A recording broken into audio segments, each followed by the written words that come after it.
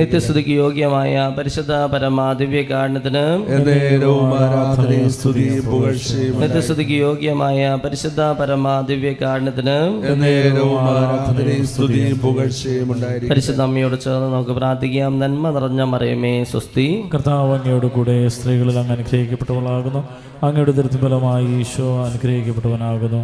പരിശുദ്ധ മറിയമേ തമ്പുരാന്റെ അമ്മേ, പാപികളായ ഞങ്ങൾക്ക് വേണ്ടി ഇപ്പോഴും ഞങ്ങളുടെ മരണസമയത്തും തമ്പുരാന്റെ അപേക്ഷിക്കണമേ. ആമേൻ. നന്മ നിറഞ്ഞ മറിയമേ സ്വസ്തി. കർത്താവ് അങ്ങയോട് കൂടെ സ്ത്രീകളിൽ അങ്ങ് അനുഗ്രഹിക്കപ്പെട്ടവളാകുന്നു. അങ്ങയുടെ ദൃഢഫലമായി ഈശോ അനുഗ്രഹിക്കപ്പെട്ടവനാകുന്നു. പരിശുദ്ധ മറിയമേ തമ്പുരാന്റെ അമ്മേ, പാപികളായ ഞങ്ങൾക്ക് വേണ്ടി ഇപ്പോഴും ഞങ്ങളുടെ മരണസമയത്തും തമ്പുരാനോട് അപേക്ഷിക്കണമേ. നന്മ നിറഞ്ഞ മറിയമേ സ്വസ്തി. കർത്താവ് അങ്ങയോട് കൂടെ സ്ത്രീകളിൽ അങ്ങ് അനുഗ്രഹിക്കപ്പെട്ടവളാകുന്നു. അങ്ങയുടെ ദൃഢഫലമായി ഈശോ അനുഗ്രഹിക്കപ്പെട്ടവനാകുന്നു. പരിശുദ്ധ മറിയമേ തമ്പുരാന്റെ അമ്മേ, പാപികളായ വേണ്ടി ഇപ്പോഴും ഞങ്ങളുടെ സമയത്തും തമ്പുരാനോട് അപേക്ഷിക്കണമേ. ആമേൻ. Praise the lord. പരസ്പരം സ്തുതി കൊടുക്കാം. ഈശോ മിശിഹായ്ക്കും സ്തുതിയായിരിക്കട്ടെ. ഇരിക്കാം. മത്തായിയുടെ സുവിശേഷം 12-ാം അധ്യായം 29-ാം തിരുവചനം. മത്തായി 12:29. ശക്തനായ ഒരു മനുഷ്യൻ്റെ ഭവനത്തിൽ പ്രവേശിച്ച് വസ്തുക്കൾ കവർച്ച ചെയ്യാൻ ആദ്യം തന്നെ അവനെ ബന്ധിക്കാതെ സാധിക്കുമോ? ബന്ധിച്ചാൽ കവർച്ച ചെയ്യാൻ കഴിയും. വലിയ പറഞ്ഞേ ഹല്ലേലൂയ. എന്താണ് വചനം കേട്ടത്? ശക്തനായ ഒരു മനുഷ്യൻ്റെ ഭവനത്തിൽ പ്രവേശിച്ച്, യേശു പറഞ്ഞ വചനാണ്.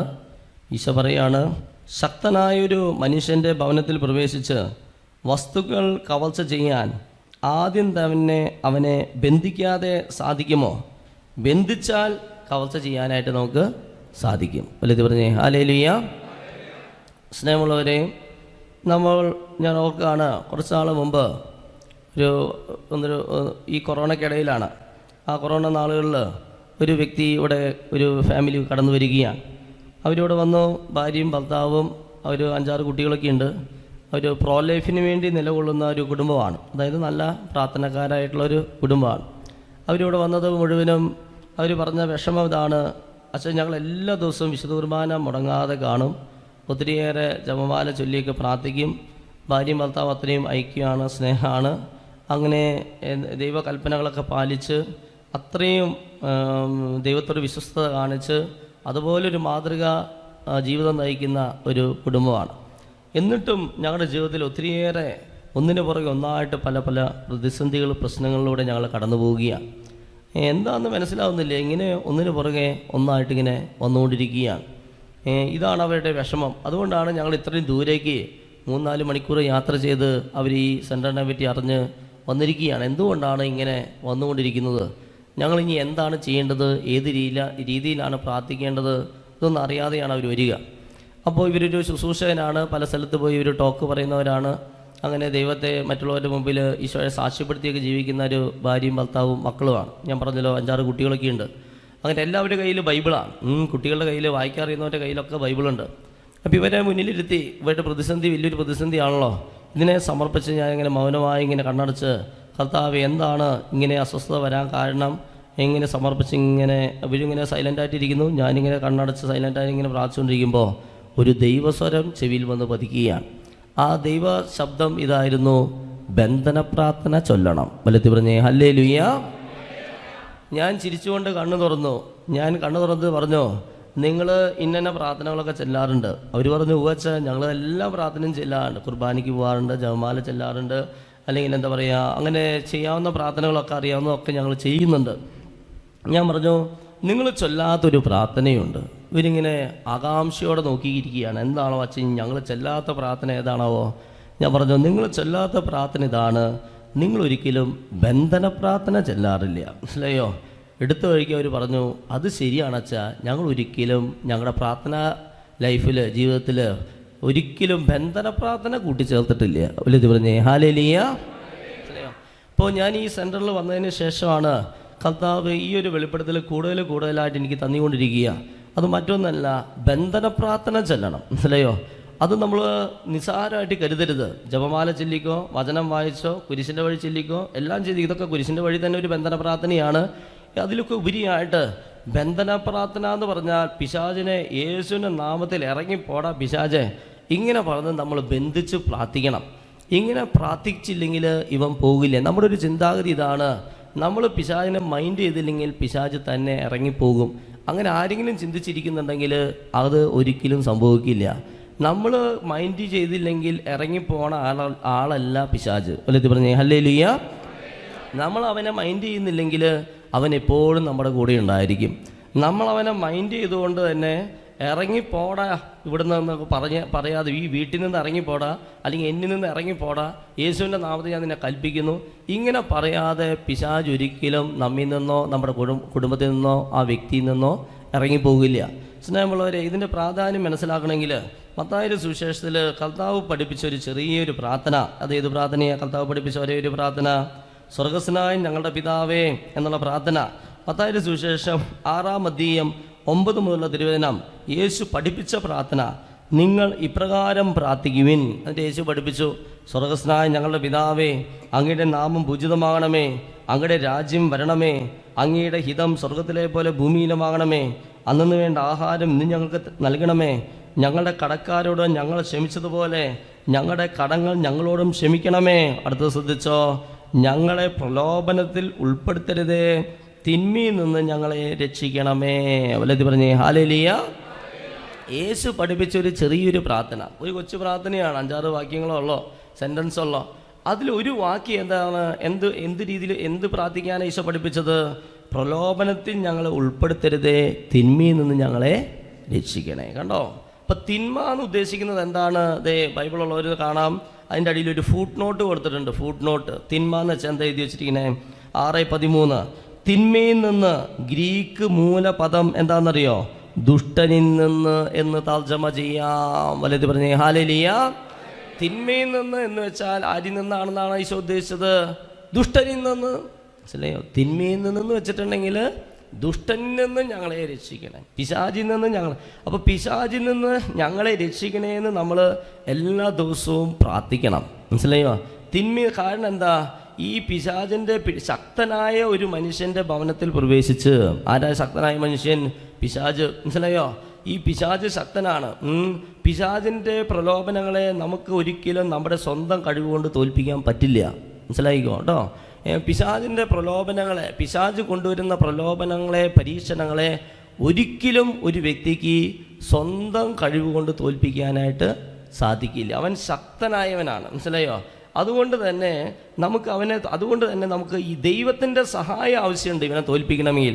അതാണ് പ്രഭാഷകൻ്റെ പുസ്തകം 2-ാം അധ്യായം, പ്രഭാഷകൻ 2:1 വചനം നമ്മെ പഠിപ്പിക്കുന്നത് ഇങ്ങനെയാണ്: എൻ്റെ മകനെ മകളെ, നീ കർത്താവിൻ്റെ ശുശ്രൂഷയ്ക്ക് വേണ്ടി ഒരുമ്പെടുന്നു എങ്കിൽ പ്രലോഭനങ്ങളെ നേരിടാൻ ഒരുങ്ങിയിരിക്കുക.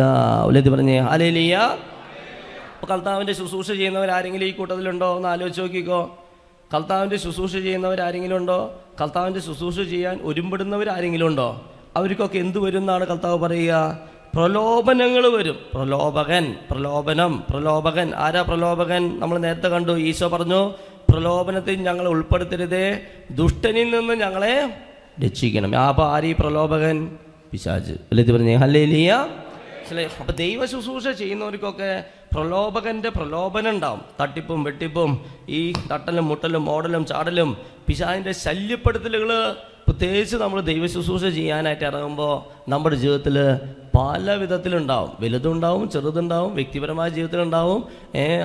എല്ലാ വിധത്തിൽ നിന്നും നമുക്ക് ഈ ദുഷ്ടൻ്റെ പ്രലോഭനം ഇങ്ങനെ വന്നുകൊണ്ടിരിക്കുക. അതാണ് ഈശോ പറയുക, എൻ്റെ മകനെ മകളെ, നീ കർത്താവിൻ്റെ ശുശ്രൂഷയ്ക്ക് വേണ്ടി ഒരുമ്പെടുന്നുവെങ്കിൽ പ്രലോഭനങ്ങളെ നേരിടാൻ നീ ഒരുങ്ങിയിരിക്കണം. ആ ഒരു ഒരുക്കത്തിൻ്റെ ഒരു ഭാഗമാണെന്ത്?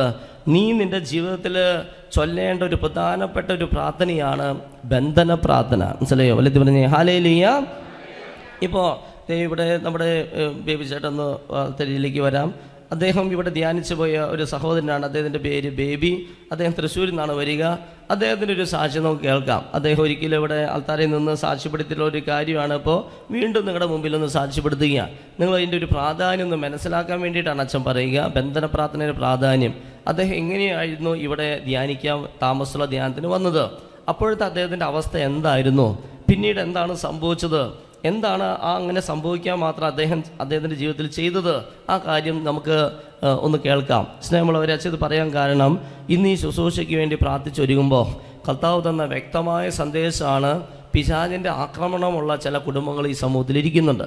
പിശാചിൻ്റെ ശല്യപ്പെടുത്തലുള്ള ചില മക്കൾ ഈ കൂട്ടത്തിൽ ഇരിക്കുന്നുണ്ട്. മനസ്സിലായോ? ഒന്നിന് പുറകെ ഒന്നായിട്ട് രോഗം, ഒരു കാര്യമായിട്ട് നടക്കുന്നില്ല. ആരീ പറയുന്നത്? ഈ കൂട്ടത്തിലുണ്ട്, ഈ കൂട്ടത്തിലുണ്ട്. ഒരു കാര്യമായിട്ട് നടക്കണില്ല, ഈ കൂട്ടത്തിലിരിക്കുന്നുണ്ട്. അങ്ങനെ പറയുന്ന ഒരാൾ, ആളുടെ വീട്ടിലുണ്ട് ഈ ബുദ്ധിമുട്ട്. ഒരു കാര്യമായിട്ട് നടക്കില്ല. വീട് പണി നടക്കില്ല, ജോലി കിട്ടൽ നടക്കില്ല, എന്തെങ്കിലും ഒരു കാര്യമായിട്ട് നടക്കില്ല. അങ്ങനെ ഇടയ്ക്കിടയ്ക്ക് പറയുന്ന ഒരാൾ ഈ കൂട്ടത്തിലുണ്ട്. കൈയൊന്നും പൊക്കണ്ട കേട്ടോ. ഈ കൂട്ടത്തിലുണ്ട്. ഒരു കാര്യമായിട്ട് നടക്കില്ല എന്ന് പറയുന്ന ഒരാൾ. എപ്പോഴും തടസ്സമാണ് അദ്ദേഹത്തിൻ്റെ ജീവിതത്തിൽ. തടസ്സം. ആ തടസ്സത്തിൻ്റെ പിന്നെ പ്രവർത്തിക്കുന്ന കക്ഷി ആരാണ്? പിശാചാണ്. വിളിച്ചു പറഞ്ഞേ ഹല്ലേലൂയ. വെള്ളത്തിലൂടെ, വായുവിലൂടെ, വസ്ത്രത്തിലൂടെ, ഭക്ഷണത്തിലൂടെ തിന്മ വന്നിട്ടുള്ള ചില മക്കൾ ഈ ശുശ്രൂഷയിൽ പങ്കെടുക്കുന്നുണ്ട്. വെള്ളത്തിലൂടെ, പലവിധ വിഗ്രഹാർപ്പിത ഭക്ഷണത്തിലൂടെ, ചില നെഗറ്റീവ് വസ്ത്രത്തിലൂടെ, ചില വായുവിലൂടെ എന്നൊക്കെ പറയും നമ്മൾ. പല വിധത്തിൽ തിന്മയുടെ സ്വാധീനത്തിൽ പെട്ടുപോയ ചില മക്കൾ, അതിൻ്റെ അസ്വസ്ഥത പേറിക്കൊണ്ടിരിക്കുന്ന മക്കൾ, ഇത് നമുക്ക് അറിയുന്നില്ല. ഇതിനെപ്പറ്റി നമ്മൾ അറിയില്ല നമുക്ക്. അതുകൊണ്ടല്ലേ ആ പ്രാർത്ഥനക്കാരി ചേച്ചി ചേട്ടനും ആ ശുശ്രൂഷകരായ മക്കൾ അവർക്ക് ഇതിനെപ്പറ്റി അറിയില്ല. അവരെല്ലാ പ്രാർത്ഥനയും ചെല്ലുന്നുണ്ട്. അച്ഛാ എന്താ അച്ഛാ ഞങ്ങളുടെ ജീവിതത്തിൽ ഇങ്ങനെ? ഈശോ പറയാണ്, ഇവർ ചെല്ലാത്ത പ്രാർത്ഥന, ബന്ധപ്രാർത്ഥന ഇവരുടെ ജീവിതത്തിൽ ഒരിക്കലും ചെല്ലാറില്ല. യേശുവിൻ്റെ നാമത്തിൽ നമ്മൾ ബഹിഷ്കരിച്ചാൽ മാത്രമേ, ബന്ധിക്കുക മാത്രമല്ല ബഹിഷ്കരിക്കും വേണം. എന്നാലാണ് ഈ പിശാച് നമ്മെ വിട്ടുപോകുകയുള്ളൂ. മനസ്സിലായോ? അതുകൊണ്ട് ഈശോ നിങ്ങൾക്ക് ഈ അച്ഛൻ ഈ പുസ്തകത്തെ പറ്റിയാണ് നിങ്ങളോട് പറയാൻ പോവുക. അതിന് മുമ്പ് നമുക്ക് ഈ ഇദ്ദേഹത്തിൻ്റെ ഈ സാക്ഷ്യം, ബേബിച്ചാൻ്റെ സാക്ഷ്യം നമുക്കൊന്ന് കേൾക്കാം. ഇങ്ങോട്ട് നീങ്ങി നിന്നോ. Price the Lord. ഹല്ലേലൂയ. ഞാൻ തൃശ്ശൂർ ശക്തൻ തമ്പുരാൻ മാർക്കറ്റിലെ ദൈവശബ്ദം പ്രാർത്ഥന സമൂഹത്തിൽ നിന്നാണ് വരുന്നത്. കഴിഞ്ഞ 29ാമത്തെ കൺവെൻഷനായിരുന്നു കഴിഞ്ഞ കൊല്ലം ഉണ്ടായത്. 29 കൺവെൻഷൻ, അതിൻ്റെ എല്ലാ കാര്യങ്ങളിലും ഞാൻ ഇടപെട്ട് പ്രവർത്തിച്ചുകൊണ്ടിരിക്കുന്ന ഒരു വ്യക്തിയാണ്. അങ്ങനെ പ്രവർത്തിച്ചുകൊണ്ടിരുന്ന് ആ കൺവെൻഷൻ കഴിഞ്ഞപ്പോൾ എൻ്റെ വീട്ടിൽ പിന്നെ അവിടുന്ന് അങ്ങോട്ട് രോഗങ്ങൾ വരാൻ തുടങ്ങി. എൻ്റെ മക്കൾക്ക് രോഗങ്ങൾ, മക്കളുടെ മക്കൾക്ക് രോഗങ്ങൾ. 5 പേരക്കുട്ടികളുണ്ട്. ഈ 5 പേരക്കുട്ടികൾക്ക് ഒരാളല്ലെങ്കിൽ ഒരാൾ ഇങ്ങനെ രോഗാവസ്ഥയിൽ ആസ്പത്രിയിൽ കിടക്കുക. അങ്ങനെ ഇരിക്കുമ്പോഴാണ് ഞാൻ കഴിഞ്ഞ മാർച്ചിൽ ഇവിടെ ധ്യാനത്തിനായിട്ട് വരുന്നത്. മാർച്ചിൽ ധ്യാനത്തിന് വരുമ്പോൾ 2 പേര് ആസ്പത്രിയിലാണ്. അങ്ങനെ ഞാൻ ഇവിടെ ധ്യാനം കൂടാൻ വന്നതിൻ്റെ കാരണം തന്നെ ഈ സമൂഹം അധികം ആരും അറിഞ്ഞിട്ടില്ല. അപ്പോൾ ഞാൻ എവിടെ ധ്യാനത്തിന് പോയാലും ദൈവശബ്ദം ബേബിയേട്ടൻ എന്ന് പറയുമ്പോൾ എല്ലാവരും എന്നെ അറിയും, കൗൺസിലേഴ്സൊക്കെ അറിയും. അതുകൊണ്ട് ആരും അറിയാണ്ട് ഒരു ധ്യാനം കൂടാനായിട്ടാണ് ഇവിടെ വന്നത്. ഇവിടെ വന്ന് അങ്ങനെ ധ്യാനമൊക്കെ കൂടി, ഒരു കൗൺസിലിംഗ് കഴിഞ്ഞു, 2 കൗൺസിലിംഗ് കഴിഞ്ഞു, 3ാമതൊരു കൗൺസിലിംഗ് കഴിഞ്ഞു. അത് കഴിഞ്ഞ് ഇങ്ങനെ ഇവിടെ വന്ന് ഇരിക്കുമ്പോൾ അച്ഛൻ ഒരു പ്രേക്ഷിതയെ വിട്ടിട്ട് എന്നെ വിളിപ്പിച്ചു. ബേബി എന്ന് പറയുന്ന ഒരു സഹോദരൻ ഇതിൻ്റെ അകത്ത് ഇരിപ്പുണ്ട്, ആ സഹോദരനോട് വരാൻ പറഞ്ഞു. അപ്പം ഞാനിങ്ങനെ, അച്ഛൻ എന്നെ അറിയില്ലല്ലോ, എങ്ങനെയാണ് അച്ഛൻ എന്നെ മനസ്സിലാക്കിയെന്ന് എനിക്കറിയില്ല. എന്നാലും അച്ഛൻ വിളിച്ചോടത്തേക്ക് ഞാൻ ചെന്നു. അച്ഛൻ്റെ മുറിയിൽ ചെന്നു. അച്ഛൻ്റെ മുറിയിൽ ചെന്ന് എന്നോട് ഇരിക്കാൻ പറഞ്ഞു. അങ്ങനെ ഇരുന്നു. അച്ഛൻ പ്രാർത്ഥിച്ചിട്ട് പറഞ്ഞു, ബേബിയേട്ടന് ഒരു മുട്ടം പണി കിട്ടിയിട്ടുണ്ട്. ഇങ്ങനെ തന്നെയാണ് അച്ഛൻ പറഞ്ഞത്. ഒരു മുട്ടം പണി കിട്ടിയിട്ടുണ്ട് ആരുടെയോ കയ്യിൽ നിന്ന്. അങ്ങനെ പറഞ്ഞപ്പോൾ ഞാൻ എല്ലാ ആഴ്ചയിലും പ്രാർത്ഥന ഗ്രൂപ്പിൽ പോകുന്നു, പ്രാർത്ഥന ഗ്രൂപ്പ് നയിക്കുന്നു, 3-4 പ്രാർത്ഥന ഗ്രൂപ്പ് നയിക്കുന്നുണ്ട്. എല്ലാ ദിവസവും കുർബാനയ്ക്ക് പോകുന്നു, ആരാധനയിൽ പങ്കെടുക്കുന്നു. എല്ലാ കാര്യത്തിലും നമ്മൾ പരമാവധി ദൈവ ശുശ്രൂഷയിൽ പെരുമാറുന്ന ഒരാളാണ്. എന്നിട്ട് എന്നോട് അച്ഛൻ പറയാണ്, ബേബിയേട്ടനൊരു മുട്ടം പണി കിട്ടിയിട്ടുണ്ട്. അപ്പം അങ്ങനെ ഇരിക്കുമ്പോഴാണ് ഞാൻ ഓർത്ത, വീട്ടിലെല്ലാവരും രോഗികൾ, ഒന്നല്ലെങ്കിൽ മറ്റ് സാമ്പത്തിക ബുദ്ധിമുട്ടുകൾ, പലവിധ വിഷയങ്ങൾ ജീവിതത്തിൽ ഇങ്ങനെ വന്നുകൊണ്ടിരിക്കുക. അതെന്താണ് ഇങ്ങനെ പെട്ടെന്ന് വന്നത്? എനിക്ക് കാരണം മനസ്സിലായില്ല. അച്ഛപ്പം എന്ത് ചെയ്യണമെന്ന് ചോദിച്ചു. അപ്പോൾ അച്ഛൻ പറഞ്ഞു, എനിക്ക് ഇപ്പോൾ ഈ ധ്യാനം നടക്കുന്നതുകൊണ്ട് ഇതിനെക്കുറിച്ച് കാര്യമായിട്ട് ഇപ്പോൾ പറയാൻ പറ്റില്ല. ബേബേട്ടൻ പോയിട്ട് ഒരു ജോർജ് ഇഞ്ചക്കുണ്ട് ബ്രദറെ പോയി കാണുക, ബ്രദറിലൂടെ കർത്താവ് സംസാരിക്കുമെന്ന് പറഞ്ഞു. അങ്ങനെ ഞാൻ ഇഞ്ചക്കുണ്ട് ബ്രദറുടെ അവിടെ പോയി. ബ്രദർ സംസാരിച്ച് പ്രാർത്ഥിച്ചു കഴിഞ്ഞപ്പോൾ പറഞ്ഞു, എനിക്ക് ഒരു വ്യക്തിയിൽ നിന്ന് ഒരു പണി കിട്ടിയിട്ടുണ്ട്.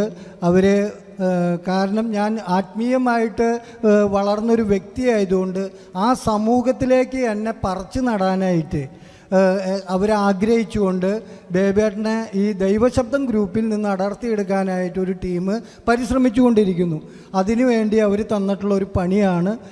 അപ്പോൾ അച്ഛനോട് ചെന്നിട്ട് കാര്യം പറയാൻ പറഞ്ഞു. അങ്ങനെ വീണ്ടും അച്ഛൻ്റെ അടുത്ത് വന്ന് ഇങ്ങനെ കാര്യങ്ങളൊക്കെ പറഞ്ഞു. അപ്പോൾ അച്ഛൻ പറഞ്ഞു, ഞാൻ ഉടനെ വീട്ടിലേക്ക് ആ വഴിക്ക് പോകുന്നുണ്ടെങ്കിൽ വീട്ടിൽ വരാമെന്ന് പറഞ്ഞു.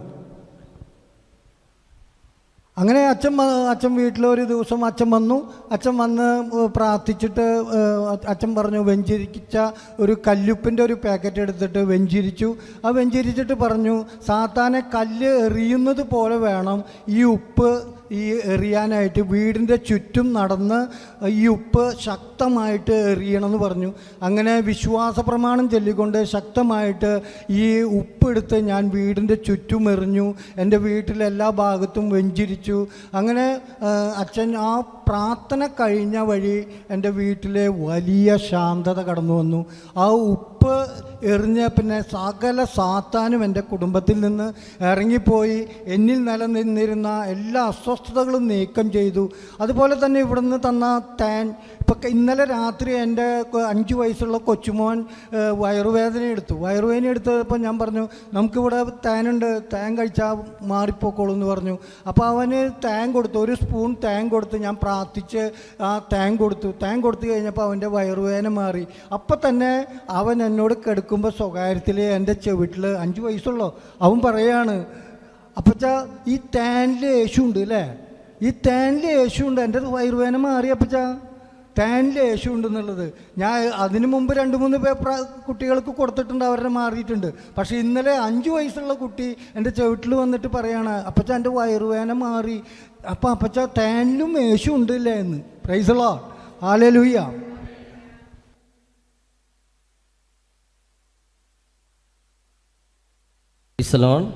Hallelujah, hallelujah.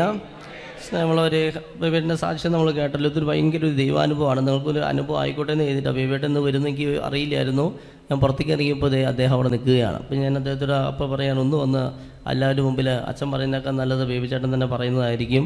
അതുകൊണ്ടാണ് അദ്ദേഹം ഇതും ദൈവത്തിൻ്റെ ഒരു പദ്ധതിയാണ്. ഞാൻ ഒട്ടും പ്രതീക്ഷയിൽ അദ്ദേഹം ഇന്നുകൂടി ഉണ്ടാവുന്നു. അപ്പോൾ അദ്ദേഹത്തിൻ്റെ സാക്ഷ്യം നമുക്ക് നേരിട്ട് തന്നെ കേൾക്കാൻ പറ്റിയല്ലോ. സ്നേഹം വളരെ സംഭവിച്ചതാണ്. അദ്ദേഹം ധ്യാനം കൂടുമ്പോൾ 3-ാമത്തെ ദിവസം ആയി ഒരു അനുഭവമില്ല. 3-ാമത്തെ കൗൺസിലിംഗ് കഴിഞ്ഞു. ആ 2 കൗൺസിലിംഗാണ് സാധാരണ ഉള്ളത്. അത് കഴിഞ്ഞിട്ട് അതിൻ്റെ അനുഭവമായില്ല. 3-ാമതും പോയിട്ട് അനുഭവമായില്ല. അങ്ങനെ നിരാശപ്പെട്ട് അദ്ദേഹം ഇവിടെ ഇരിക്കുകയാണ്. അപ്പോൾ ഞാൻ റൂമിലിരുന്ന് പ്രാർത്ഥിക്കുന്ന സമയത്ത് കർത്താവ് സന്ദേശം തരികയാണ്, ഇങ്ങനൊരാൾ വിഷമിച്ച് ഇവിടെ ഇരിക്കുന്നുണ്ടെന്ന്. അതിൻ്റെ കാരണവും ഈശോ പറഞ്ഞു, അദ്ദേഹത്തിന് ഒന്നാന്തരം ഒരു പൈശാചിക പീഡ, പിശാച് ശല്യപ്പെടുത്താണ് അദ്ദേഹത്തെ. മനസ്സിലായോ? അതാണ് ആ ശുശ്രൂഷകനെ പിശാച് ഇങ്ങനെ ശല്യപ്പെടുത്തി. ഇത് ശുശ്രൂഷകനാണ്, പ്രാർത്ഥനക്കാരനാണ് കേട്ടോ. പ്രാർത്ഥനക്കാരൻ്റെ അവസ്ഥ ഇങ്ങനെ, പച്ചമരത്തിൻ്റെ കാര്യം ഇങ്ങനെയാണെങ്കിൽ ഉണക്കമരത്തിൻ്റെ കാര്യം ഇങ്ങനെയായിരിക്കും. മനസ്സിലായോ? അപ്പോൾ അദ്ദേഹത്തെ പിശാച് ഇങ്ങനെ ശല്യപ്പെടുത്തിക്കൊണ്ടിരിക്കുകയാണ്. അപ്പോൾ ഞാൻ അദ്ദേഹത്തെ ഒരു മകളെ വിട്ട് വിളിപ്പിക്കുകയാണ്.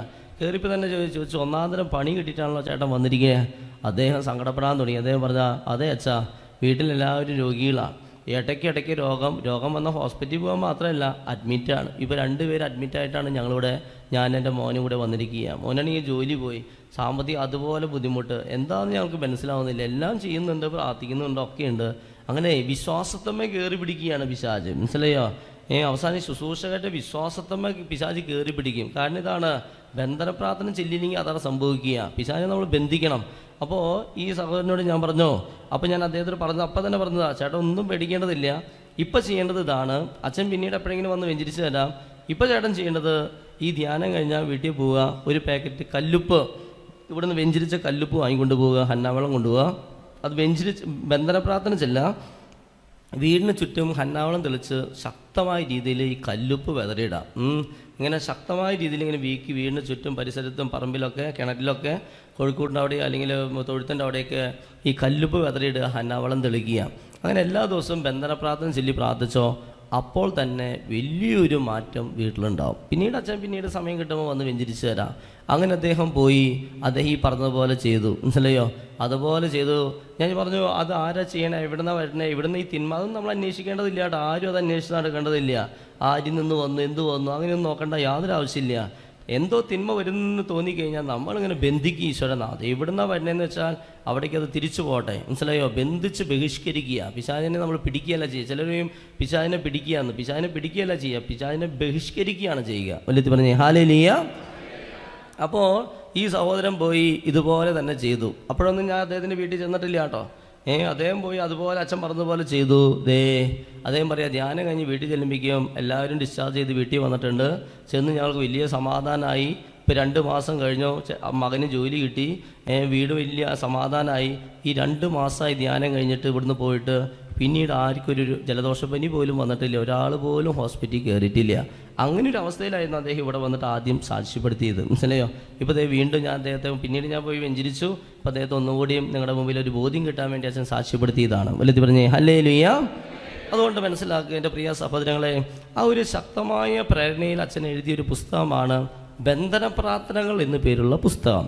വളരെ വിശേഷപ്പെട്ട പുസ്തകമാണ് കേട്ടോ. ഇത് അച്ഛനെ എഴുതുകൊണ്ട് മാത്രം പറയുന്നതല്ല, ഇത് അതുപോലെ ദൈവത്തിൻ്റെ പ്രേരണ. എനിക്ക് നേരെ ഉണ്ടായ സമയം ഉണ്ടായിട്ടൊന്നും എഴുതിയതല്ലത്, അതുപോലെ ശക്തമായ പ്രേരണ കിട്ടിയിട്ട് എഴുതിയൊരു പുസ്തകമാണ് ബന്ധന പ്രാർത്ഥനകൾ.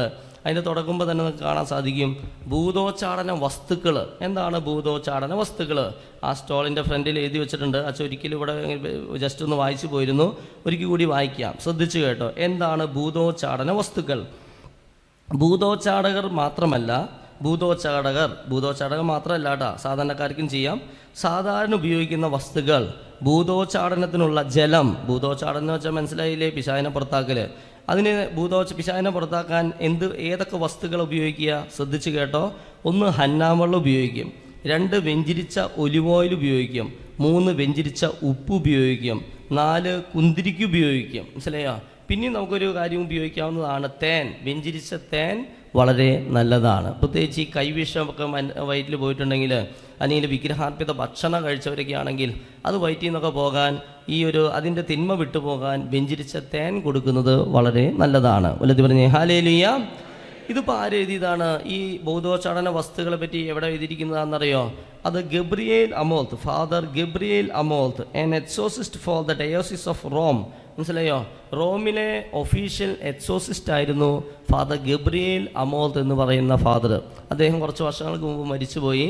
സഭയിൽ ഒഫീഷ്യൽ എക്സോസിസ്റ്റ് ആയിരുന്നു.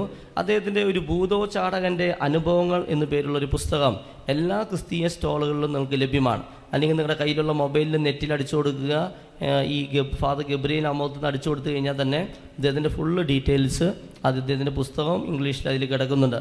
ആ പുസ്തകത്തിൽ അദ്ദേഹം പറയുന്ന കാര്യങ്ങളാണ് അച്ഛൻ എഴുതി വെച്ചിരിക്കുക. വിശുദ്ധ ജലത്തിൻ്റെ ഫലങ്ങൾ, ഹന്നാവളത്തിൻ്റെ ഫലങ്ങൾ അച്ഛൻ വായിക്കാം. പിശാചിൽ നിന്നുള്ള മോചനത്തിന്, അതായത് രോഗശാന്തിക്ക് പുറമേ, പിശാചിൽ നിന്നുള്ള മോചനം കിട്ടും, പിന്നെ രോഗശാന്തി കിട്ടും.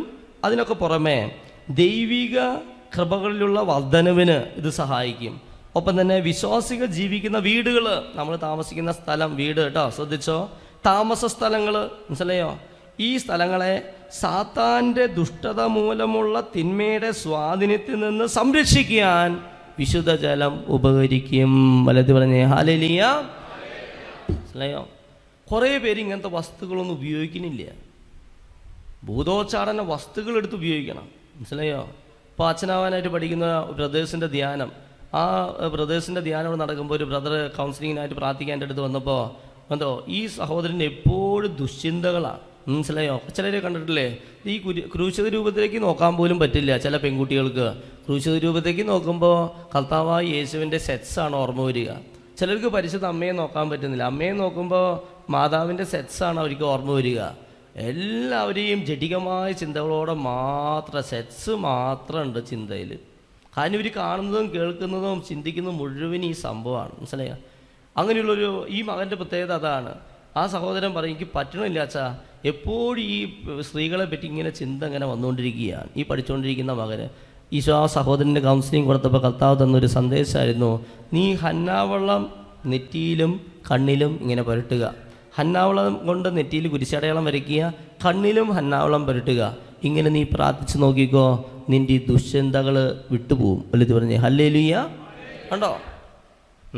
നിങ്ങളൊന്ന് പ്രാക്ടീസ് ചെയ്യുക. അച്ഛൻ പറഞ്ഞത് ശരിയാണോ തെറ്റാണോ എന്ന്. ഈ പോൺ വീഡിയോസ്, ബ്ലൂ ഫിലിമിനൊക്കെ അഡിക്റ്റായ മക്കൾ ഈ കൂട്ടത്തിലുണ്ടായിരിക്കും. ആ മക്കളോട് ഒക്കെ ചെയ്യേണ്ടത് ഒരു കുപ്പി ഹന്നാവെള്ളം കയ്യിൽ വയ്ക്കുക. ആ ഹന്നാവെള്ളം എല്ലാ ദിവസവും എടുത്തിട്ട് നെറ്റിയിൽ അങ്ങനെ കുരിശടയാളം വരയ്ക്കുക, കണ്ണിലും കണ്ണിൻ്റെ ദുരാശ വിട്ടുപോകും. നീ അങ്ങനെ ചിന്തിക്കണമെന്ന് തന്നെ ചിന്തിച്ചാൽ പോലും അത് ആ രീതിയിൽ വരാത്ത രീതിയിൽ ഭയങ്കര ഒരു വിടുതൽ നമുക്ക് ഈ ഹന്നാവെള്ളം കൊണ്ട് നെറ്റിയിൽ കുരിശടയാളം വരയ്ക്കുമ്പോൾ കിട്ടും. എത്ര പേര് അത് ഉപയോഗിക്കുന്നുണ്ട്? കണ്ടോ, അന്ന് മുതലാണ് അച്ഛനും ഇതുപോലെ ചെയ്തു തുടങ്ങിയത്. ഭയങ്കര പവർഫുള്ളാണ്. ഓരോരുത്തർ പറഞ്ഞ് ഹല്ലേലൂയ. അപ്പോൾ വിശുദ്ധ ജലത്തിൻ്റെ ഫലങ്ങൾ മനസ്സിലായോ? രണ്ടാമത്, അപ്പോൾ താമസ സ്ഥലം, നമ്മൾ ജീവിക്കുന്ന വീടുകൾ, ഇവ രോഗശാന്തി, ഈ സ്ഥലങ്ങളൊക്കെ വിശുദ്ധീകരിക്കാനും തിന്മയുടെ സ്വാധീനത്തിൽ നിന്ന് സംരക്ഷിക്കാനും മാത്രമല്ല ദൈവകൃപ നമ്മിൽ വർദ്ധിക്കാനും ഹന്നാവളം ഉപയോഗിക്കുന്നത് കാരണമായി തീരും. വലിയ പറഞ്ഞേ ഹല്ലേലൂയ. ഇനി രണ്ടാമത്, ഹന്നാവളത്തിൻ്റെ രണ്ടാമത്തെ ഗുണം എന്താണ്? വായിക്കാം. ദുഷ്ടശക്തികളുടെ ഗൂഢ ആക്രമണങ്ങളിൽ നിന്നും തെളിക്കപ്പെടുന്ന സ്ഥലങ്ങളിലും പരിസരത്തും താമസിക്കുന്നവരുടെ സമാധാനത്തിനും സുസ്ഥിതിക്കും തടസ്സം സൃഷ്ടിക്കുന്ന തിന്മയുടെ സ്വാധീനത്തിൽ നിന്ന് മോചനം നൽകി അവരെ ആരോഗ്യവും സ്വസ്ഥതയും ഉള്ളവരായി സൂക്ഷിക്കാൻ വിശുദ്ധജലം ഉപകരിക്കും. കണ്ടോ? പോലെ പറഞ്ഞേ ഹല്ലേലൂയ. ദുഷ്ടശക്തികളുടെ ഗൂഢാക്രമണത്തിൽ നിന്നും, ആ സാക്ഷ്യം പറഞ്ഞ സഹോദരൻ്റെ അവസ്ഥയാണത്. പിശാചിൻ്റെ ഗൂഢാക്രമണമാണ്. ഈ ആക്രമണത്തിൽ നിന്നും തെളിക്കപ്പെടുന്ന സ്ഥലങ്ങൾ, പരിസരം, താമസിക്കുന്നവരുടെ സമാധാനത്തിനും സുസ്ഥിതിക്കും. ചില വീടുകളില്ലേ എന്നും കലഹമാണ്. ഈവനിങ് ആയ കലഹം, കുടുംബ പ്രാർത്ഥനയ്ക്ക് ഇരുന്ന് കഴിഞ്ഞാൽ കലഹം. ഇങ്ങനെ കലഹത്തിൻ്റെ ദുരാത്മാവൊക്കെ വസിക്കുന്ന കുടുംബങ്ങളൊക്കെ എല്ലാ ദിവസവും വെഞ്ചിരിക്കണം. തടസ്സങ്ങൾ സൃഷ്ടിക്കുന്ന തിന്മയുടെ സ്വാധീനത്തിൽ നിന്ന് മോചനം നൽകി അവരെ ആരോഗ്യവും സ്വസ്ഥതയും ഉള്ളവരായി സൂക്ഷിക്കാൻ വിശുദ്ധ ജലം നമ്മെ ഉപകരിക്കും. ഇനി അടുത്തത് മൂന്നാമത് പറയാം. അശുദ്ധിയിൽ നിന്ന് ശരീരത്തെ ശുദ്ധിയാക്കുന്നതിന് വിശുദ്ധ ജലം കുടിക്കുന്നതും വളരെ അഭികാമ്യമാണ്. വലത്തി പറഞ്ഞേ ഹല്ലേലൂയ. കണ്ടോ? അശുദ്ധിയിൽ നിന്ന്, ഇപ്പോൾ നമ്മുടെ ഇവിടെ താമസമുള്ള ധ്യാനത്തിൽ നമ്മുടെ ഒരു ശുശ്രൂഷയാണ്. എനിക്ക് തോന്നി ഇവിടെ മാത്രമുള്ളൊരു ശുശ്രൂഷയാണ്. താമസമുള്ള ധ്യാനത്തിൽ ഞായർ, തിങ്കൾ, ചൊവ്വ, ബുധനാഴ്ച രാത്രി വരെ ഇവിടെ നമ്മൾ കുടിക്കാൻ കൊടുക്കുന്ന വെള്ളം ഹന്നാവെള്ളമാണ്. എന്തുമാത്രം ഹന്നാവെള്ളം കുടിക്കാൻ പറ്റണോ അത്രമാത്രം ഹന്നാവെള്ളം കുടിക്കാൻ നമ്മൾ പ്രോത്സാഹിപ്പിക്കും. മനസ്സിലായോ? അത്രമാത്രം അത് കർത്താവ് തന്നൊരു സന്ദേശമാണ്. ധാരാളം ഹന്നാവെള്ളം കുടിക്കുക. ഞാൻ മുൻ നാളുകളിലൊക്കെ എൻ്റെ അടുത്ത് പ്രാർത്ഥിക്കാൻ വരുന്നവരുടെയൊക്കെ കാലത്ത് എഴുന്നേൽക്കുമ്പോഴും വൈകിട്ട് കിടക്കാൻ പോകുമ്പോഴും ഒരു ഗ്ലാസ് ഹന്നാവെള്ളം കുടിച്ച് കിടക്കാനായിട്ട് പറയാറുണ്ട്.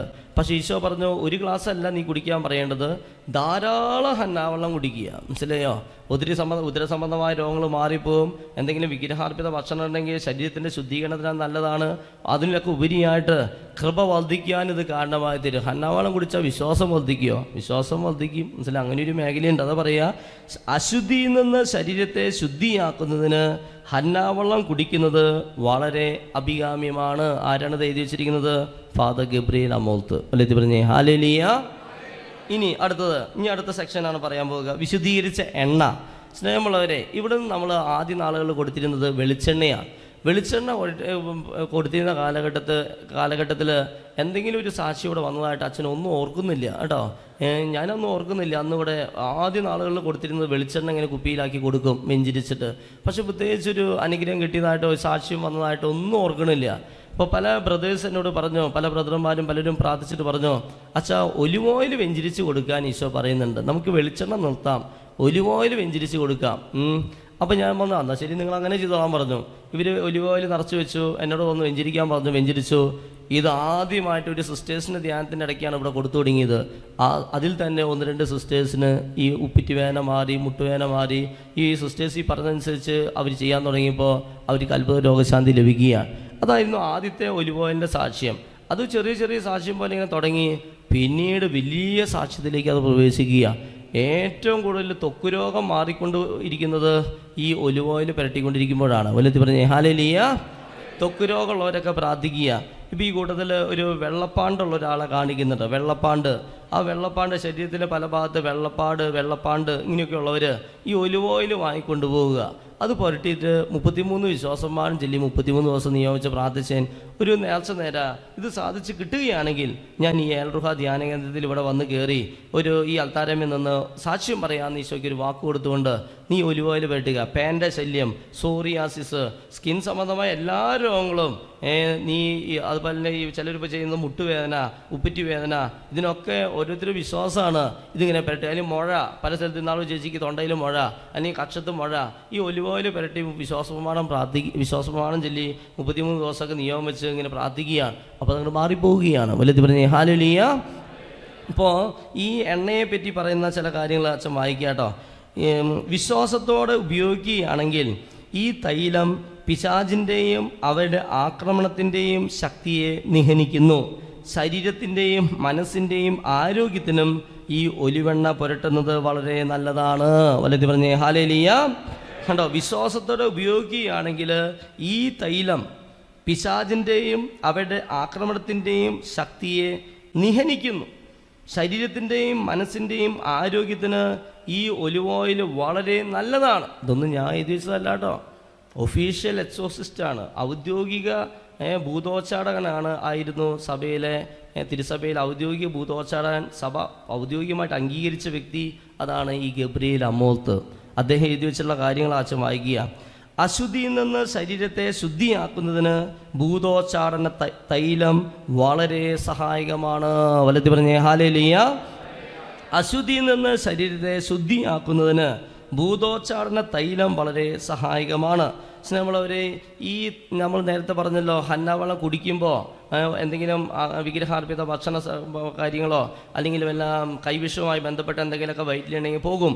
അതുപോലെ തന്നെ ഗബ്രിയേൽ അമോൽത്ത് പറയുകയാണ്, ഈ വിശുദ്ധീകരിച്ച എണ്ണ ഒലിവ് ഓയിൽ കുടിക്കുന്നതും വളരെ നല്ലതാണ്. ഒലിവ് ഓയിൽ കുടിക്കുന്നതും ശരീരത്തെ ഇതുപോലെ ശുദ്ധിയാക്കുന്നതിന് വളരെ സഹായകമാണ്. ഒലിത്ത് പറഞ്ഞേ ഹല്ലേലൂയ. ഈ ഒലിവ് ഓയിൽ പുരട്ടിയിട്ട് ഏതെങ്കിലും തരത്തിലുള്ള സൗഖ്യങ്ങളോ അനുഗ്രഹങ്ങളോ കിട്ടിയ ആരെങ്കിലും ഉണ്ടെങ്കിൽ ഒന്ന് എളിമപ്പെട്ട് കൈപ്പൊക്കാമോ? അല്ലെങ്കിൽ ഈ കൂട്ടത്തിൽ ഇരിക്കുന്നുണ്ടെങ്കിൽ ഒന്ന് കൈപ്പൊക്കാമോ? അവിടെ എവിടെയുണ്ടോ? അവിടെയുള്ള ഒരു അച്ഛനെ കാണുന്നില്ല. ഒലിവ് ഓയിൽ പുരട്ടിയിട്ട് ചേച്ചി 2 പേരുണ്ട് അല്ലേ, കൈ താത്തിക്കോ. കണ്ടോ, ഇപ്പം തന്നെ ഇവിടെയുണ്ട്. ഇതിനെപ്പറ്റി ഇവിടെ പറയുന്നൊരു കാര്യം അച്ഛൻ വായിക്കാം കേട്ടോ. ഇദ്ദേഹം എഴുതി വെച്ചിരിക്കുന്നതാണ്. ഇപ്പം ഈ അടുത്ത് കുറച്ച് നാൾ മുമ്പ്, കുറച്ച് നാളുകളായി ഇവിടെ ചിലപ്പോൾ ആ സഹോദരൻ ഈ കൂട്ടത്തിൽ ഉണ്ടായിരിക്കാം, എനിക്കറിയില്ല. അതുകൊണ്ടാണ് ഞാൻ ചോദിച്ചാൽ ആ സഹോദരൻ ഇവിടെ ഉണ്ടെങ്കിൽ അച്ഛൻ ഈ സാക്ഷ്യം കേട്ടിട്ട് ആ സഹോദരൻ ഇവിടെ ഉണ്ടെങ്കിൽ മുന്നോട്ട് വരിക. അദ്ദേഹത്തിൻ്റെ സാക്ഷ്യം വലിയൊരു സാക്ഷിയാണ്. കാരണം അദ്ദേഹം ഇവിടെ താമസിച്ചുള്ള ധ്യാനത്തിന് വന്നു. അങ്ങനെ അദ്ദേഹം എന്നെ കാണാനായിട്ട് റൂമിലേക്ക് വന്നു. അപ്പോൾ ഞാൻ എല്ലാവരുടെയും ജസ്റ്റ് ഇങ്ങനെ ചോദിക്കും, എന്തിനു വേണ്ടിയിട്ട് വന്നേ? 10 നാളുകളിലൊക്കെ കുറച്ച് ആളുകളുള്ളോ, അതിനുള്ള സാഹചര്യങ്ങൾ ഇവിടെയുള്ളോ, സൗകര്യം ഇവിടെയുള്ളോ. അപ്പോൾ 50 പേര് 60 പേരൊക്കെ ഉള്ള ധ്യാനം. അപ്പോൾ ആ സഹോദരൻ വന്നിട്ട് പറഞ്ഞു, അച്ഛാ ഞാൻ ഇവിടെ വന്നത് ഒരു രോഗശാന്തി കിട്ടാൻ വേണ്ടിയിട്ടാണ്. അപ്പോൾ ഞാൻ ചോദിച്ചു, എന്ത് രോഗശാന്തി കിട്ടേണ്ടത്? അദ്ദേഹം പറഞ്ഞു, എൻ്റെ കാല് കണ്ടില്ല അച്ഛാ. അദ്ദേഹം വലത് കാലിൻ്റെ പാൻസ് ഇങ്ങനെ പൊക്കി കാണിച്ചു. അപ്പോൾ മുട്ടിന് കീഴ്പോട്ട് സോറിയാസിസ് എന്ന് പറയണ്ട, നമുക്ക് അതുപോലെ അറപ്പ് തോന്നുന്ന രീതിയിലുള്ള സോറിയാസിസ്, പലതരത്തിലുള്ള സോറിയാസിസ് ഉണ്ടല്ലോ. ഇതിങ്ങനെ അല്പം ചർമ്മം വീർത്ത് ഒരു പ്രത്യേക ബൾജ് ചെയ്തൊരു പ്രത്യേക രീതിയിൽ ഇങ്ങനെ പൊറ്റ വന്ന് ഒരു പ്രത്യേക രീതിയിൽ ഇങ്ങനെ ഇരിക്കുകയാണ്. അതിങ്ങനെ ചൊറിയും, ഭയങ്കരമായിട്ട് ചൊറിയും. അപ്പോൾ ഇയാൾ മാന്നുമ്പോൾ പൊട്ടി ചില ഇങ്ങനെ മറ്റേ വേരിക്കോസ് വൈൻ പൊട്ടി വരുന്ന പോലെ ഇങ്ങനെ ചില ഇങ്ങനെ ഒലിച്ചു വരും. അപ്പോൾ ഈ അദ്ദേഹം പറയുക, ചൊറിച്ചിലെന്ന് വെച്ചാൽ അപാര ചൊറിച്ചിലാണെന്ന് വെച്ചാൽ. അപ്പം ഞാനിങ്ങനെ സോക്സ് ഇടും ആരും കാണാതിരിക്കാൻ വേണ്ടിയിട്ട്. കുറേ മരുന്ന് വെട്ടി കുറേ ചികിത്സ ചെയ്തു, ഒരു മാറ്റമില്ല. ചൊറിച്ചിലൊന്നും മാന്തുമ്പോൾ എൻ്റെ ഭാര്യ ഇങ്ങനെ കൈമേ തട്ടും എൻ്റെ ചൊറിയാതിരിക്കാൻ വേണ്ടിയിട്ട്. ഇത് മാറുക എന്ന ഒറ്റ ലക്ഷ്യത്തിലാണ് ഞാൻ ഈ ധ്യാനത്തിന് വന്നത്. എന്നിട്ട് ഞാൻ മാറിയോ? ഒരു മാറ്റവും ഇല്ല, അതുപോലെ തന്നെയാണ് കാല്. അപ്പോൾ ഞാൻ പറഞ്ഞു, ഈ സ്റ്റോളിൽ നിന്ന് ഒരു ഒലിവ് ഓയിൽ വാങ്ങും. ഒലിവ് ഓയിൽ വാങ്ങി പുരട്ടി 33 വിശ്വാസപ്രമാണം ചൊല്ലി 33 ദിവസം പ്രാർത്ഥിച്ചോ, അത് മാറുന്നു പറഞ്ഞു. അത് മാറുകയാണെങ്കിൽ ഇവിടെ വന്ന് സാക്ഷ്യപ്പെടുത്തിയോളാൻ പറഞ്ഞു. ആ സഹോദരൻ ഇവിടെ വന്ന് ഈ ആൾത്താരിൽ കയറി അച്ഛൻ്റെ അടുത്ത് നിന്ന് സാക്ഷ്യപ്പെടുത്തിയതാണ്. അദ്ദേഹം പറയുകയാണ്, ഈ സംഭവം പറഞ്ഞിട്ട് ഞാൻ ഇതുപോലെ തന്നെ ചെയ്തു, അതിൻ്റെ പാടുപോലില്ലാത്ത രീതിയിൽ കംപ്ലീറ്റ് അത് മാറിപ്പോവുകയാണ്. വലിയ പറഞ്ഞേ ഹല്ലേലൂയ. മനസ്സിലായോ? മിക്ക ഏകദിനത്തിന് അദ്ദേഹം ഇവിടെ വരാറുണ്ട്. മനസ്സിലായി? അതെന്ന് ചോദിച്ചു ഇവിടെ ഉണ്ടെന്ന് വെച്ചാൽ അദ്ദേഹം ഒന്ന് സാക്ഷ്യപ്പെടുത്തുകയാണെങ്കിൽ ആളുകളുടെ ആ വിശ്വാസം അങ്ങോട്ട് വർദ്ധിക്കും. ഇതിനെപ്പറ്റി ഫാദർ ഗബ്രിയേൽ അമോൽത്ത് എഴുതി വെച്ചിരിക്കുന്ന ഒരു വാക്യം ഞാൻ അച്ഛൻ വായിക്കാം. ഈ വാക്യം അച്ഛനും പറയാൻ പറ്റും കേട്ടോ. അദ്ദേഹം എഴുതിയ വാക്യം, വിശ്വാസത്തോടെ ഉപയോഗിക്കുമ്പോഴാണ് വിശുദ്ധ വസ്തുക്കൾക്ക് ഏറെ ശക്തി ഉണ്ടാകുന്നതെന്ന കാര്യം തീർച്ചയാണ്. വിശ്വാസമില്ലെങ്കിൽ അവ ഫലശൂന്യമാണ്. ശ്രദ്ധിച്ചു കേട്ടേൻ. എല്ലാ മരുന്നുകളും പ്രയോഗിച്ചിട്ടും യാതൊരു സൗഖ്യവും ലഭിക്കാതിരുന്ന ചില രോഗങ്ങൾ വിശുദ്ധീകരിച്ച എണ്ണ ഉപയോഗിച്ച് വെറുതെ ഒരു കുരിശടയാളം വരച്ചപ്പോൾ അപ്രത്യക്ഷമായ പല സന്ദർഭങ്ങളും എനിക്കറിയാം. വലിയ പറഞ്ഞേ ഹല്ലേലൂയ. മനസ്സിലായോ? ഈ വാക്യം എനിക്കും പറയാൻ പറ്റും. ഇത് ഫാദർ ഗബ്രിയേൽ അമോൽത്തിൻ്റെ വാക്യമാണ്. കാരണം ഈ സെൻറ്ററിലത് വളരെ സത്യമാണ്. എല്ലാ മരുന്നും ഉപയോഗിച്ചിട്ടും യാതൊരു സൗഖ്യം ലഭിക്കാതിരുന്ന ചില രോഗങ്ങൾ വിശുദ്ധീകരിച്ച എണ്ണ ഉപയോഗിച്ച് വെറുതെ ഒരു കുരിശടയാളം വരച്ചപ്പോൾ അപ്രത്യക്ഷമായ പല സന്ദർഭങ്ങളും എനിക്കറിയാം. ലതി പറഞ്ഞേ ഹല്ലേലൂയ. അതുപോലെ പവർഫുള്ളായിട്ടുള്ള ഒരു ഭൂതോച്ചാടക വസ്തുവാണ് എന്ത്? വെഞ്ചിരിച്ച ഒലിവ് ഓയിൽ പുരട്ടുക. മനസ്സിലായോ? വെഞ്ചിരിച്ച ഒലിവ് ഓയിൽ പുരട്ടി പ്രാർത്ഥിക്കുന്നത് വളരെ നല്ലതാണ്. ഇനി അടുത്തത് വായിക്കാം. അടുത്തത് ഭൂതോച്ചാടന വസ്തു, മൂന്നാമത്തെ ഭൂതോച്ചാടന വസ്തുവാണ് ഉപ്പ്, വെഞ്ചിരിച്ച ഉപ്പ്. തിന്മയ്ക്കെതിരായുള്ള ഒരു പ്രതിവിധിയാണത്. വായിക്കാം. പിശാചുകളെ ബഹിഷ്കരിക്കുന്നതിനും ശരീരത്തെയും മനസ്സിനെയും സുഖപ്പെടുത്തുന്നതിനും വിശുദ്ധീകരിച്ച ഉപ്പ് വളരെ ഉപകാരപ്രദമാണ്. ഈ ഉപ്പിൻ്റെ പ്രത്യേക ദൗത്യം തിന്മയുടെ സാന്നിധ്യത്തിൽ നിന്നും സ്വാധീനത്തിൽ നിന്നും സ്ഥലങ്ങളെ സംരക്ഷിക്കുക എന്നുള്ളതാണ്. വല്ലത്തി പറഞ്ഞേ ഹല്ലേലൂയ. കേട്ടോ, പിശാചുകളെ ബഹിഷ്കരിക്കുന്നതിനും ശരീരത്തെയും മനസ്സിനെയും സുഖപ്പെടുത്തുന്നതിനും വിശുദ്ധീകരിച്ച ഉപ്പ് എന്ന് പറയുമ്പോൾ പൊടിയുപ്പ് അല്ലാണ്ട് ഇവിടെ ഉദ്ദേശിക്കുക, കല്ലുപ്പാണ് സാധാരണ ഉപയോഗിക്കുക, കല്ലുപ്പ്. ഇത് വളരെ ഉപകാരപ്രദമാണ്. ഈ ഉപ്പിൻ്റെ പ്രത്യേക ദൗത്യം തിന്മയുടെ സാന്നിധ്യത്തിൽ നിന്നും സ്വാധീനത്തിൽ നിന്നും സ്ഥലങ്ങളെ സംരക്ഷിക്കുക എന്നുള്ളതാണ്. സ്നേഹമുള്ളവർ, ഇത് പറയുമ്പോൾ കർത്താവ് ഓർമ്മപ്പെടുത്തുകയാണ്, നമ്മുടെ കുടുംബത്തിൽ ഇങ്ങനെ ദൈവവിശ്വാസമൊന്നും ഇല്ലാത്ത ഭർത്താക്കന്മാർ, ഭാര്യമാർ, മക്കൾ, അങ്ങനെയുള്ള മക്കളൊക്കെ വ്യക്തികളൊക്കെ ഉണ്ടാവും. ഒന്ന് ആലോചിച്ച് നോക്കി, അങ്ങനെയുള്ളവരൊക്കെ ഉണ്ടാവുമെന്ന്. പള്ളി വരാൻ സമ്മതിക്കില്ല. ഇപ്പം ഇങ്ങനെ ഒരു കൺവെൻഷന് വരാമെന്ന് പറഞ്ഞപ്പോൾ ഇപ്പോൾ വെക്കേഷനാണ്, അപ്പോൾ ഇങ്ങോട്ട് വരാനായിട്ട് പറഞ്ഞപ്പോൾ വരാൻ കൂട്ടാകാതിരുന്ന മക്കളുണ്ടായിരിക്കാം, ഭർത്താക്കന്മാരുണ്ടായിരിക്കാം, ഭാര്യമാരുണ്ടായിരിക്കാം.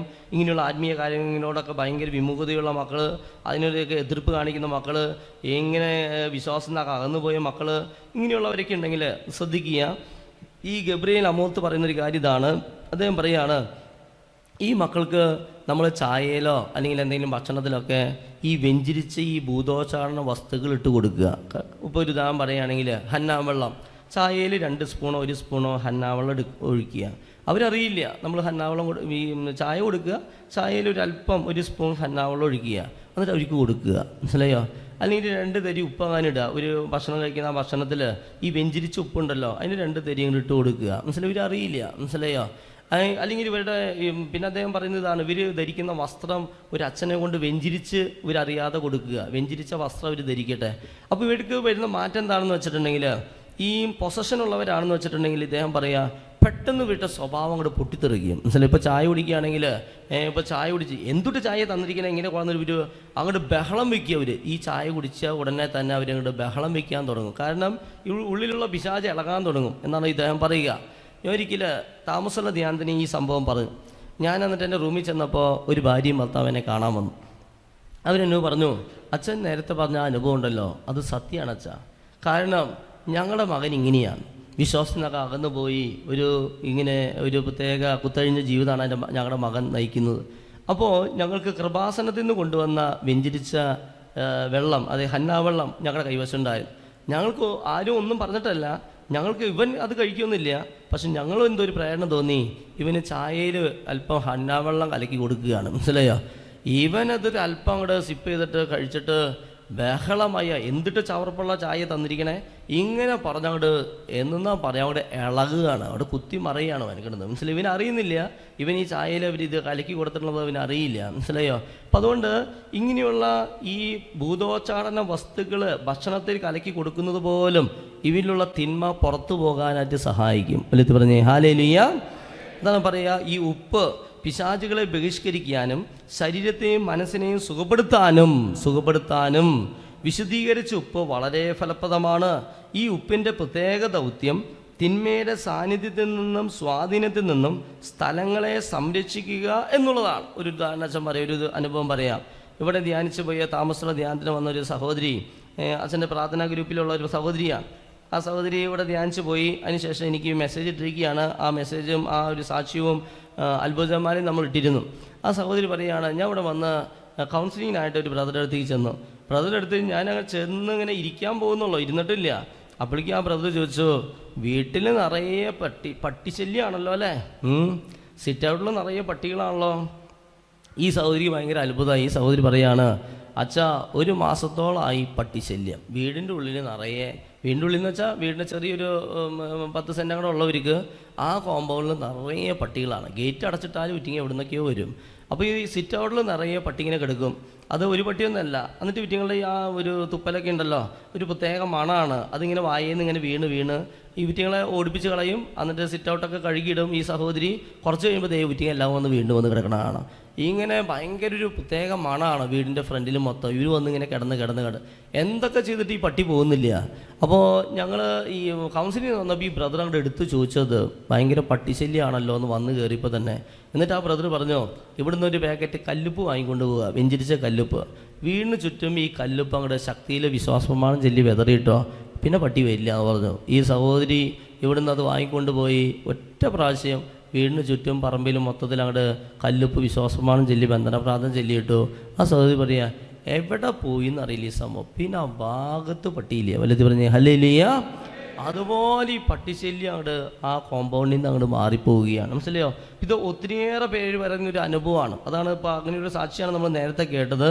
ഇതുപോലെ ഈശോ തന്ന സന്ദേശമായിരുന്നു, കല്ലുപ്പ് കൊണ്ടുവന്ന് വെതറിയിട്ട് കഴിഞ്ഞാൽ തന്നെ പകുതി മുക്കാഭാഗം ആശ്വാസം. പിന്നെ അച്ഛൻ വന്നൊന്ന് വെഞ്ചിരിച്ചാൽ മാത്രം മതി. വല്ലത്തി പറഞ്ഞേ ഹല്ലേലൂയ. ഇനി അടുത്തത് കുന്തിരിക്കാം. ദൈവത്തെ സ്തുതിക്കാനും ആരാധിക്കാനും ദുഷ്ടാരൂപികളെ ഓടിക്കാനുമുള്ള മരുന്നായിട്ടാണ് എല്ലായ്പ്പോഴും സുഗന്ധ വസ്തുക്കൾ കരുതപ്പെട്ടിട്ടുള്ളത്. ദൈവത്തെ സ്തുതിക്കുന്നതിനും തിന്മയ്ക്കെതിരെ പോരാടുന്നതിനും ഫലപ്രദമായൊരു ഘടകമാണിത്. കണ്ടോ, ദൈവത്തെ സ്തുതിക്കുന്നതിനും തിന്മയ്ക്കെതിരെ പോരാടുന്നതിനും ഫലപ്രദമായൊരു ഘടകമാണ് ഈ കുന്തിരിക്കം. മനസ്സിലായി? വെഞ്ചിരിച്ച കുന്തിരിക്കം ഉപയോഗിക്കുക. അപ്പോൾ കുന്തിരിക്കം, ഹന്നാവെള്ളം, ഇനി മറ്റൊന്ന് വരുന്നത് തേനാണ്. ഈ വെഞ്ചിരിച്ച തേനും, അപ്പം അതിനെപ്പറ്റി മറ്റേ ബേബിച്ചാട്ടൻ പറഞ്ഞല്ലോ, ആ തേൻ കഴിക്കുന്നതും വളരെ നല്ലതാണ്. പ്രത്യേകിച്ച് മദ്യപാനം നിർത്താനും ഇങ്ങനെ പല ദുശീലങ്ങൾ വിട്ടുപോകാനും രോഗപീഠകൾ മാറാനൊക്കെ ഈ വെഞ്ചിരിച്ച തേനും കഴിക്കുന്നത് വളരെ നല്ലതാണെന്ന് പ്രത്യേകം ഓർമ്മപ്പെടുത്തുകയാണ്. വലുത് പറഞ്ഞേ ഹല്ലേലൂയ. ഇനി മറ്റൊന്ന് നിങ്ങളോട് പറയാൻ ആഗ്രഹിക്കുക, പിശാചിനെ പുറത്താക്കാനുള്ള ആയുധങ്ങളാണ്. പിശാചിനെ പുറത്താക്കാനുള്ള ആയുധങ്ങളെ പറ്റി ഇപ്പം നമ്മൾ കേട്ടത് പിശാചിനെ പുറത്താക്കാനുള്ള വസ്തുക്കളെ പറ്റിയാണ് നമ്മൾ കേട്ടത്. ഇനി പിശാചിനെ പുറത്താക്കാനുള്ള ആയുധങ്ങൾ. അപ്പം അതിൽ ഇപ്പോൾ ഈ പുസ്തകം തന്നെ നിങ്ങൾ വാങ്ങുന്നത് വളരെ നന്നായിരിക്കും. സംരക്ഷണ പ്രാർത്ഥനകൾ, ബന്ധന പ്രാർത്ഥനകളാണ്. ബന്ധന പ്രാർത്ഥന എന്നാണ് നമ്മൾ ഇതിന് ഹെഡിങ് കൊടുത്തിരിക്കുക. അപ്പോൾ ഈ പുസ്തകത്തിൽ നമ്മൾ പ്രധാനമായിട്ട് കൊടുക്കുക, ഒന്നാമത് കൊടുക്കുക വിശ്വാസ പ്രമാണമാണ്. വിശ്വാസ പ്രമാണം ശക്തമായൊരു ബന്ധന പ്രാർത്ഥനയാണ്. ശ്രദ്ധിച്ച് കേൾക്കുക കേട്ടോ. വിശ്വാസ പ്രമാണം ശക്തമായ ബന്ധന പ്രാർത്ഥനയാണ്. ഈ കൂട്ടത്തിൽ ഇരിക്കുന്നുണ്ട് അങ്ങനെയുള്ള ചില വ്യക്തികൾ. എങ്ങനെയുള്ള വ്യക്തികൾ? വിശ്വാസം വളരെയധികം കുറഞ്ഞു പോയ മക്കൾ. എഫെസോസുകാർക്ക് എഴുതിയ ലേഖനമാണ് അവർക്ക്. എഫെസോസുകാർക്ക് എഴുതിയ ലേഖനം 6-ാം അധ്യായത്തിലൊരു വചനമാണ് കർത്താവ് തരിക. 6:16 സർവോപരി ദുഷ്ടൻ്റെ ജ്വലിക്കുന്ന കൂരമ്പുകളെ കെടുത്തുന്നതിന് നിങ്ങളെ ശക്തരാക്കുന്ന വിശ്വാസത്തിൻ്റെ പരിചയെടുക്കുവിൻ. വല്ലത്തി പറഞ്ഞേ ഹല്ലേലൂയ. ദുഷ്ടൻ്റെ ജ്വലിക്കുന്ന കൂരമ്പുകളെ കെടുത്താനായിട്ട് ആ വ്യക്തി ഉപയോഗിക്കേണ്ട ഏറ്റവും വലിയൊരു ആയുധമാണ് അദ്ദേഹത്തിൻ്റെ വിശ്വാസം. ഇവിടെ ഇരിക്കുന്നുണ്ട്. ശക്തമായൊരു സന്ദേശമാണ് അച്ഛൻ പറഞ്ഞുകൊണ്ടിരിക്കുന്നത്. വിശ്വാസം കുറഞ്ഞുപോയ മക്കൾ ഈ കൂട്ടത്തിൽ ഇരിക്കുന്നുണ്ട്. വിശ്വാസക്കുറവിൻ്റെ ദുരാത്മാവ് ബാധിച്ച ചില മക്കൾ, മനസ്സിലായോ? അവരങ്ങനെ വിശ്വാസം അങ്ങനെ വലിയ നിരാശയിലാണ്. വിശ്വാസം കുറഞ്ഞു പോയാൽ അടുത്ത് വരിക ആത്മഹത്യയാണ് വരിക. മനസ്സിലായോ? നിരാശ. വിശ്വാസം കുറഞ്ഞു പോയാൽ, പ്രത്യാശ നഷ്ടപ്പെട്ടു പോയാൽ പിന്നെ വരുന്നത് ആത്മഹത്യയാണ് മനസ്സിലേക്ക് കടന്ന് വരുന്ന അടുത്ത ചിന്ത. മനസ്സിലായോ? അപ്പോൾ ആ മക്കളോട് കർത്താവ് പറയുക, നീ വിശ്വാസ പ്രമാണം എന്ന പ്രാർത്ഥന ചെല്ലുക കൂടുതലായിട്ട്. മനസ്സിലായോ? ഇപ്പോൾ വിശ്വാസ പ്രമാണം ഒരു ബന്ധന പ്രാർത്ഥനയാണ്. അതുകൊണ്ട് ഇവിടുന്ന് നമ്മൾ അത്ഭുത ജപമാലയിലൊക്കെ പലപ്പോഴും വിളിച്ചു പറഞ്ഞിട്ടുള്ളൊരു കാര്യമാണ് 33 പ്രാവശ്യം വിശ്വാസ പ്രമാണം ചെല്ലുക. എല്ലാ ദിവസവും ഒരു 12 പ്രാവശ്യമെങ്കിലും വിശ്വാസ പ്രമാണം ചെല്ലുക. ഇനി പ്രത്യേക കാര്യങ്ങൾ സാധിച്ചു കിട്ടാൻ വേണ്ടി പ്രാർത്ഥിക്കുന്നവരെ ജോലി തടസ്സം മാറണം. അങ്ങനെയുള്ളവരെന്താ ചെയ്യേണ്ടത്? നിങ്ങൾ ചെയ്യേണ്ട ഒരു കാര്യം 33 വിശ്വാസ പ്രമാണം കണ്ടിന്യൂസ് ആയിട്ട് ചെല്ലുക. അങ്ങനെ എത്ര ദിവസം ചെല്ലുക? 33 ദിവസം അങ്ങോട്ട് നിയമിച്ചങ്ങോട്ട് ചെല്ലുക. നമ്മുടെ പല കാര്യങ്ങളും, കുടുംബ പ്രശ്നങ്ങൾ, തടസ്സങ്ങൾ, പറമ്പ് വിൽപ്പന, എന്താണെന്ന് വെച്ചാൽ ഏത് ആത്മീയ മേഖല ബ്ലോക്ക്, ഇതൊക്കെ മാറിപ്പോവാൻ കത്തോലിക്ക സഭ സർവശക്തനായ പിതാവും ആകാശത്തിൻ്റെയും ഭൂമിയെ സൃഷ്ടാവുമായ ദൈവത്തെ ഞാൻ വിശ്വസിക്കുന്നു. ഇങ്ങനെ ആ വിശ്വസിക്കുന്നു. യേശുവിലുള്ള ആ വിശ്വാസം അങ്ങോട്ട് ഏറ്റേറ്റ് പറഞ്ഞു നോക്കിയാൽ ഇത് പിശാചിനെ തോൽപ്പിക്കാനും തടസ്സം മാറിപ്പോകാനും വളരെ നല്ലൊരു പ്രാർത്ഥനയാണ്. വലുത്തി പറഞ്ഞേ ഹല്ലേലൂയ. അപ്പോൾ തടസ്സങ്ങളുള്ളവരൊക്കെ ഇത് പറയുമ്പോൾ ശ്രദ്ധിച്ച് കേൾക്കുക. ഞാൻ അങ്ങനെ പ്രാർത്ഥിക്കും. ഈശോയുടെ വയസ്സിൻ്റെ സ്തുതിക്ക് വേണ്ടി 33 വിശ്വാസപ്രമാണം ചൊല്ലി 33 ദിവസം പ്രാർത്ഥിക്കാൻ തീരുമാനമെടുക്കുക. ഇനി മറ്റൊരു ബന്ധന പ്രാർത്ഥന ഇവിടെ എഴുതി വയ്ക്കുക. ക്ഷുദ്രവിദ്യകൾക്കെതിരായുള്ള പ്രാർത്ഥനയാണ്. ക്ഷുദ്രവിദ്യകൾക്കെതിരായുള്ള പ്രാർത്ഥന. ഇത് വളരെ വിശേഷപ്പെട്ടമായ പ്രാർത്ഥനകളാണ് ഇപ്പോൾ എഴുതി വെച്ചിരിക്കുന്നത് മുഴുവനും. ഇതൊക്കെ ഒന്നും അച്ഛൻ എഴുതിയതൊന്നല്ല കേട്ടോ. ഈ പ്രാർത്ഥനകളൊന്നും അച്ഛൻ്റെ കണ്ടുപിടുത്തമൊന്നല്ല. ഇത് ഈ ഫാദർ ഗബ്രിയേൽ അമോത്തിൻ്റെ പുസ്തകത്തിൻ്റെ പിന്നിലുള്ള ഒരു പ്രാർത്ഥനയാണ്. ഗ്രീക്ക് മൂലത്തിൽ നിന്ന് വിവർത്തനം ചെയ്തിട്ടുള്ള പ്രാർത്ഥനയാണ്. പ്രാചീന കാലം മുതൽ ചൊല്ലിക്കൊണ്ടിരിക്കുന്ന പ്രാർത്ഥനയിൽപ്പെട്ട ഒരു പ്രാർത്ഥനയാണ് ക്ഷുദ്രവിദ്യകൾക്കെതിരായുള്ള പ്രാർത്ഥന. മനസ്സിലായോ? എല്ലാ ദിവസവും നമുക്ക് ചൊല്ലേണ്ട ഒരു പ്രാർത്ഥനയിൽപ്പെട്ട ഒരു പ്രാർത്ഥനയാണ് ഈ ക്ഷുദ്രവിദ്യകൾക്കെതിരായുള്ള പ്രാർത്ഥന. അച്ഛൻ ചില ഉദാഹരണങ്ങൾ പറയാം. നമ്മളൊരു കുറച്ച് നാൾ മുമ്പ്, ഒരു 2-3 മാസം മുമ്പ്, ഞാനും വേറൊരു ബ്രദറും കൂടി, ഞങ്ങൾ രണ്ടുപേരും കൂടി ഒരു സ്ഥലം വെഞ്ചരിക്കാൻ പോവുകയാണ്. ആ സ്ഥലം എന്ന് വെച്ചാൽ വലിയൊരു ബിസിനസ്സുകാരൻ്റെ ഒരു സ്ഥലമാണ്. അത് എന്താ പറയുക, മീൻ ഉൽപ്പാദനം നടത്തുന്ന മീൻ കുളങ്ങളാണ്. വലിയ മീൻ കുളങ്ങളാണ്. അപ്പോൾ ഏക്കർ ഭൂമിയാണ്. ഏക്കർ ഭൂമിയിൽ പല 4 ഏക്കർ 5 ഏക്കർ വലുപ്പത്തിലുള്ള മീൻ കുളങ്ങളാണ്. ഈ വിരാലിനെ വളർത്തുന്ന കുളങ്ങൾ. അപ്പോൾ ഇദ്ദേഹത്തിന് വലിയ പിന്നെയും ഇദ്ദേഹത്തിന് കുറേ ബിസിനസ് സ്ഥാപനങ്ങളൊക്കെ വേറെയുണ്ട് ഇദ്ദേഹത്തിന്. ഇദ്ദേഹം വലിയൊരു പ്രാർത്ഥനാകാരൻ സഹോദരനാണ്. അപ്പോൾ ഇദ്ദേഹം ഞങ്ങൾ ആ സ്ഥലമൊക്കെ അദ്ദേഹം ഇവിടെ വന്ന് ധ്യാനിച്ച് പോയതാണ്, താമസമുള്ള ധ്യാനത്തിൽ. അപ്പോൾ അദ്ദേഹത്തിൻ്റെ സ്ഥലം വെഞ്ചരിക്കാൻ വേണ്ടി ഞങ്ങൾ അവിടെ ചെന്നു. ഞങ്ങളങ്ങനെ വെഞ്ചരിക്കുന്ന സമയത്ത് അദ്ദേഹം പറയുകയാണ്, അച്ഛാ ഞാൻ ഈ സ്ഥലം വാങ്ങിയപ്പോൾ ഒത്തിരിയേറെ തടസ്സങ്ങളായി, ഒന്നിന് പുറകെ ഒന്നായിട്ട് ഇങ്ങനെ തടസ്സങ്ങൾ. ഈ സ്ഥലം ഇത്രയധികം സ്ഥലം വാങ്ങിയപ്പോൾ ഞങ്ങളുടെ ഈ സ്ഥലത്തിൻ്റെ അയൽപ്പക്കത്ത് വർഷങ്ങളായി താമസിച്ചിരുന്ന ചിലർക്കത് ഇഷ്ടപ്പെട്ടില്ല. കാരണം അവരുടെ പശുക്കളെയും അവരുടെ മൃഗങ്ങളെയൊക്കെ അവർ ഇവിടെ കൊണ്ടുവന്നിട്ടാണ് അവർ പുല്ല് തീറ്റിയിരുന്നതും മറ്റു കാര്യങ്ങളൊക്കെ സ്വതന്ത്രമായി ചെയ്തിരുന്നതും. ഇപ്പം ഞങ്ങൾ വാങ്ങിയതിന് ചുറ്റും വെയിലൊക്കെ കെട്ടാൻ തുടങ്ങിയപ്പോൾ അങ്ങോട്ട് കടക്കരുതെന്നൊക്കെ പറഞ്ഞപ്പോൾ അവർക്ക് ഭയങ്കര എതിർപ്പായി. അങ്ങനെ എല്ലാ പ്രാവശ്യവും ഇവർ ഭയങ്കര എതിർപ്പായിട്ട് ഈ ഏതാനും മക്കൾ അവിടുന്ന് വരും. അതിൽ സ്ത്രീകളുണ്ട്. അതിൽ 1-2 സ്ത്രീകളാണ് അതിൻ്റെ നേതൃത്വം കൊടുത്തിരുന്നത്. അപ്പോൾ ഇദ്ദേഹത്തിന് എന്നും അസ്വസ്ഥതയാണ്, ഇങ്ങനെ തർക്കങ്ങളും കലഹമായിട്ട്. അപ്പോൾ ഇദ്ദേഹം പറയും, ഞാൻ കുറേ പ്രാർത്ഥിച്ചു, കർത്താവ് ഇതൊന്ന് മാറിക്കിട്ടാൻ. അപ്പോൾ ഒരു പ്രേരണ തോന്നി. ഇദ്ദേഹം പറയുക, ഞാൻ ഈ ബന്ധന പ്രാർത്ഥന ചെല്ലാൻ തുടങ്ങി. മനസ്സിലായോ? ഏത് ബന്ധന പ്രാർത്ഥന? ഗബ്രിയേൽ അമോത്തിൻ്റെ പുസ്തകത്തിൻ്റെ പിന്നിലുള്ള ഈ ബന്ധന പ്രാർത്ഥനയുണ്ട്. സകല ക്ഷുദ്രവിദ്യകൾക്കെതിരായുള്ള പ്രാർത്ഥന, സകല തിന്മകൾക്കെതിരായുള്ള പ്രാർത്ഥന, വിമോചന പ്രാർത്ഥന. ഈ 3 പ്രാർത്ഥനയാണ് ആ പുസ്തകത്തിൻ്റെ പിന്നിലുള്ളത്. ഇത് ഞാനിങ്ങനെ ഈ പുസ്തകം പിടിച്ചിട്ട് ചെല്ലാൻ തുടങ്ങി.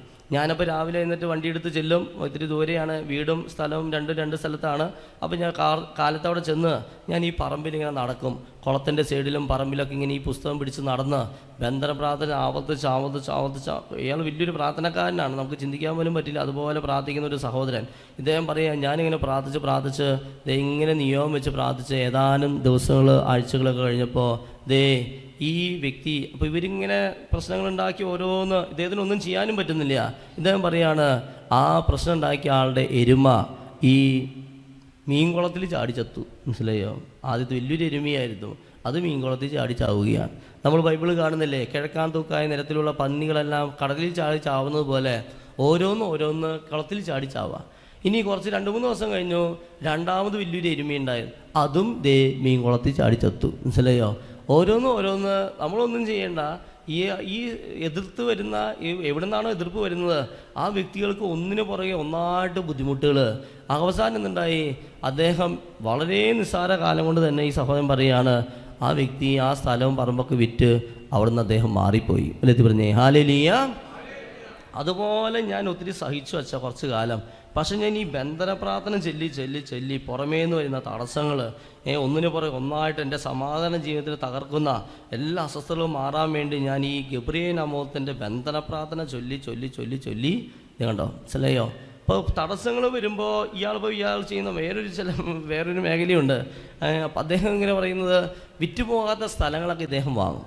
വേറെ ചില വ്യക്തികളിലേക്ക് വിറ്റുപോകാത്ത സ്ഥലങ്ങളില്ലേ, പലവിധ കാരണത്താൽ വിറ്റുപോകാത്ത സ്ഥലങ്ങൾ, വീടുകളുള്ള ആൾക്കാരുടെയൊക്കെ ഇത് വിലക്കുറവിന് കിട്ടിയ ഇയാൾ പറഞ്ഞൊരു സംഭവമാണ്. ഞാനതൊക്കെ വിലക്കുറവിന് ചുളിവ് വിലയ്ക്കൊക്കെ വാങ്ങും. അങ്ങനെ വാങ്ങിയിട്ട് എന്ത് ചെയ്യും? ഇദ്ദേഹം അത് അവിടുത്തെ വീടും ഇതൊക്കെ പൊളിച്ച് കളയും. അതിനുശേഷം ആ പറമ്പൊക്കെ നല്ല JCB കൊണ്ടുവന്ന് നല്ല മനോഹരാക്കി ഇടും. അതിനുശേഷം ഞാൻ അവിടെ ഈ ഗബ്രിയേൽ അമോത്തിൻ്റെ ഈ പുസ്തകം ചൊല്ലി, അല്ലെങ്കിൽ ഈ ബന്ധന പ്രാർത്ഥന ചൊല്ലി ഇങ്ങനെ പ്രാർത്ഥിച്ചുകൊണ്ടിരിക്കും. അതും ഗബ്രിയേൽ അമോത്ത് എഴുതി വെച്ചിരിക്കുന്ന പ്രാർത്ഥന അല്ലാട്ടത്. ഞാൻ പറഞ്ഞില്ലേ, പ്രാചീന കാലത്ത് ഗ്രീക്ക് മൂലത്തിൽ നിന്ന് വിവർത്തനം ചെയ്തിട്ടുള്ള പ്രാർത്ഥനയാണ്.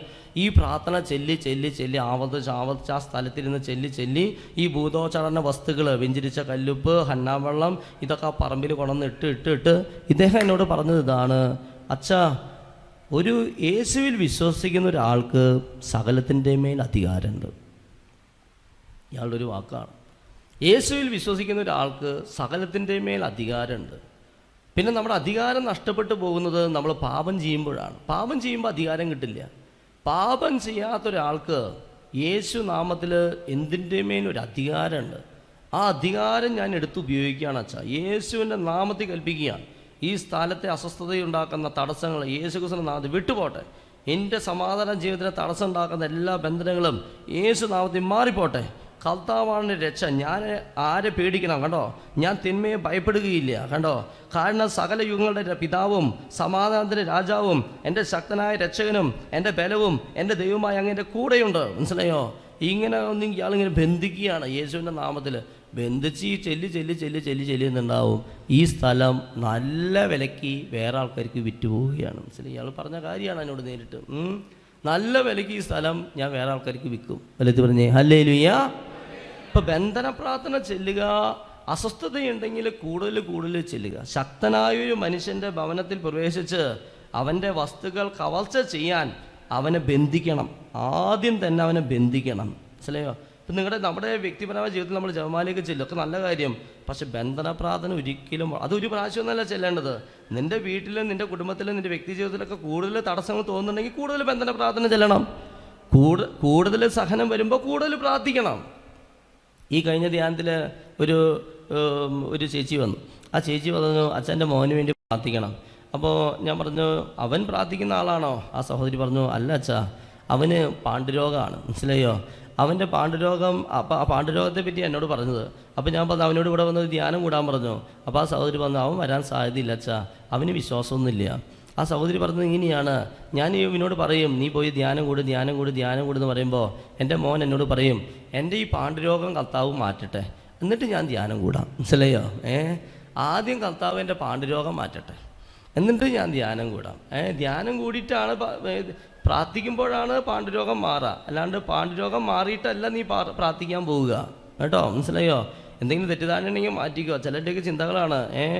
ചിലർ പറയും, ആദ്യം കർത്താവ് കാര്യങ്ങൾ എനിക്ക് സാധിച്ചു കിട്ടട്ടെ, എന്നിട്ട് ഞാൻ കർത്താവിനെ ആരാധിക്കാം. അങ്ങനെയല്ല, കർത്താവിനെ ആരാധിക്കുമ്പോഴാണ് കർത്താവ് കാര്യങ്ങൾ സാധിച്ചു തരിക. അല്ലേ? ഇത് പറഞ്ഞേ ഹല്ലേലൂയ. മനസ്സിലായോ?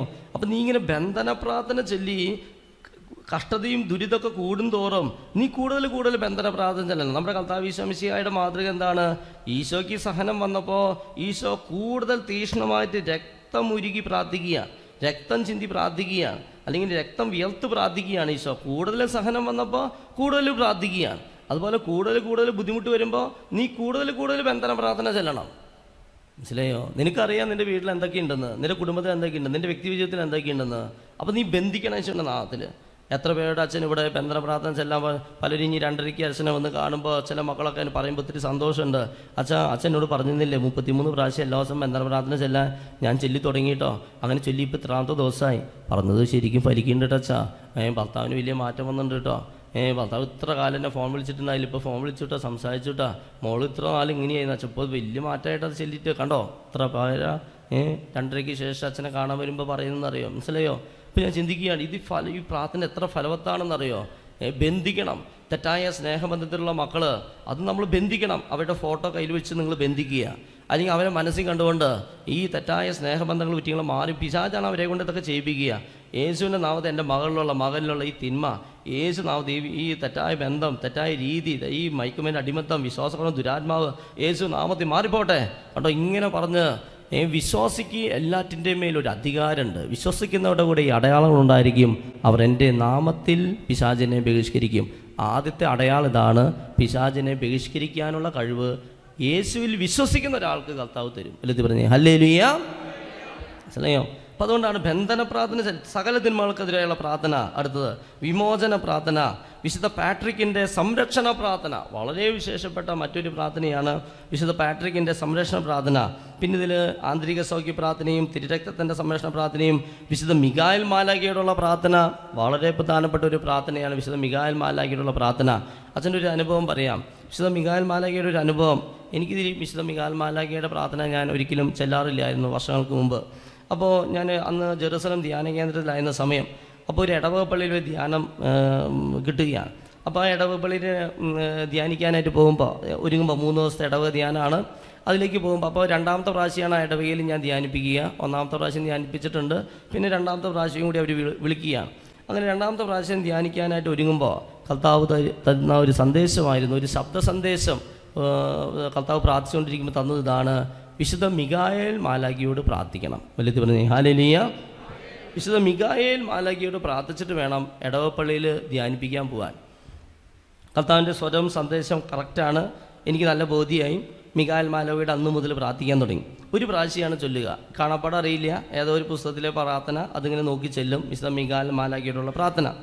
അങ്ങനെ ആദ്യത്തെ ദിവസം പോയി ധ്യാനിപ്പിച്ചു, തിരിച്ചു പോന്നു, കുഴപ്പമൊന്നും ഉണ്ടായില്ല. രണ്ടാമത്തെ ദിവസം പോവുകയാണ്. രണ്ടാമത്തെ ദിവസം രാവിലെ മുതൽ എന്നെ കാണാൻ ആളുകളാണ്. ഇങ്ങനെ കൗൺസിലിങ്ങിനും അവിടെ കൗൺസിലിംഗ് കൊടുത്തിരുന്നു.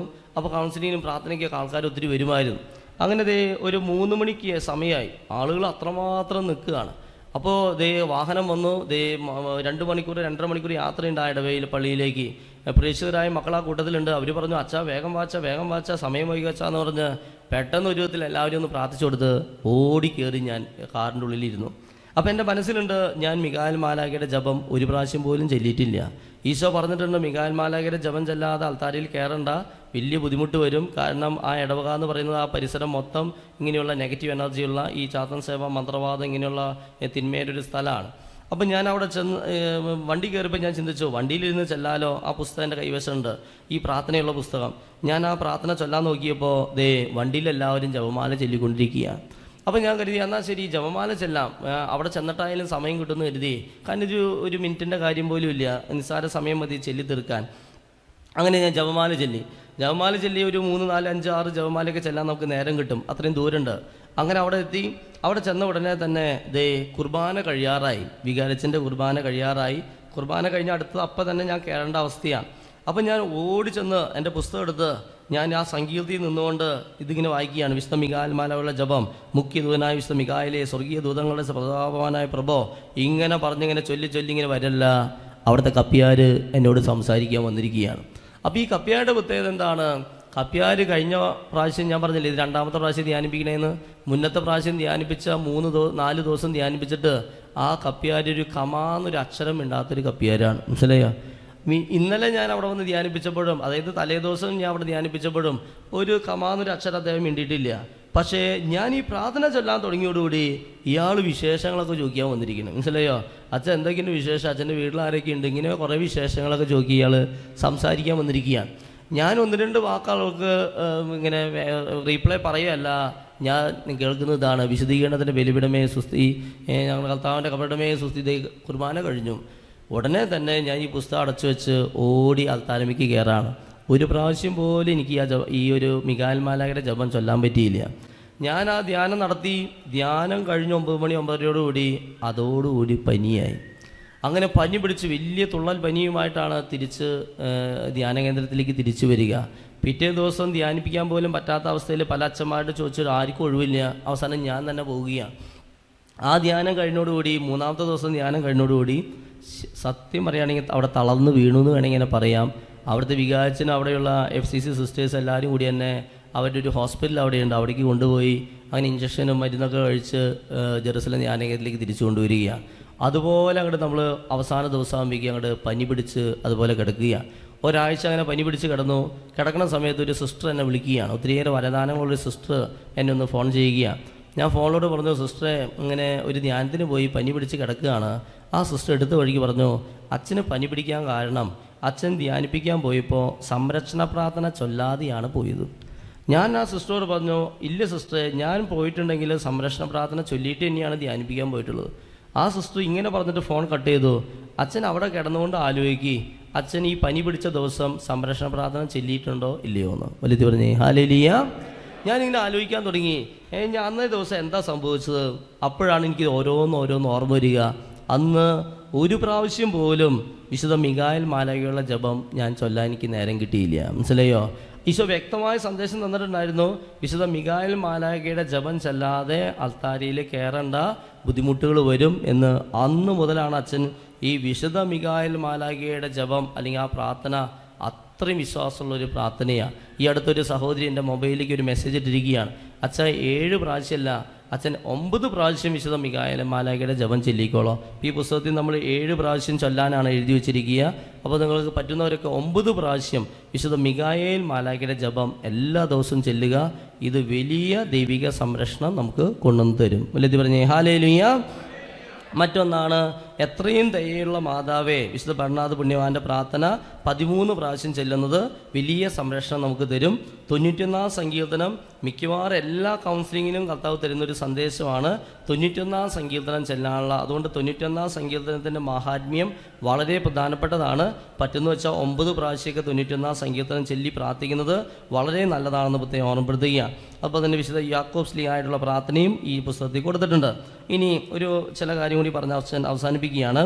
പിശാചിനെ പുറത്താക്കാനുള്ള ആയുധങ്ങൾ ഏതൊക്കെ ആയുധങ്ങളാണ്? ഇവിടെ ഒരു 11 ആയുധങ്ങൾ അച്ഛൻ ഇവിടെ കൊടുക്കുന്നുണ്ട്, ശ്രദ്ധിച്ച് കേൾക്കുക. പിശാചിനെ പുറത്താക്കാനുള്ള ആയുധങ്ങൾ: 1, കൂദാശകളുടെ കൂടെയുള്ള സ്വീകരണവും സുവിശേഷം അനുസരിച്ചുള്ള ജീവിതവും അടിസ്ഥാന പ്രാധാന്യമുള്ളതാണ്.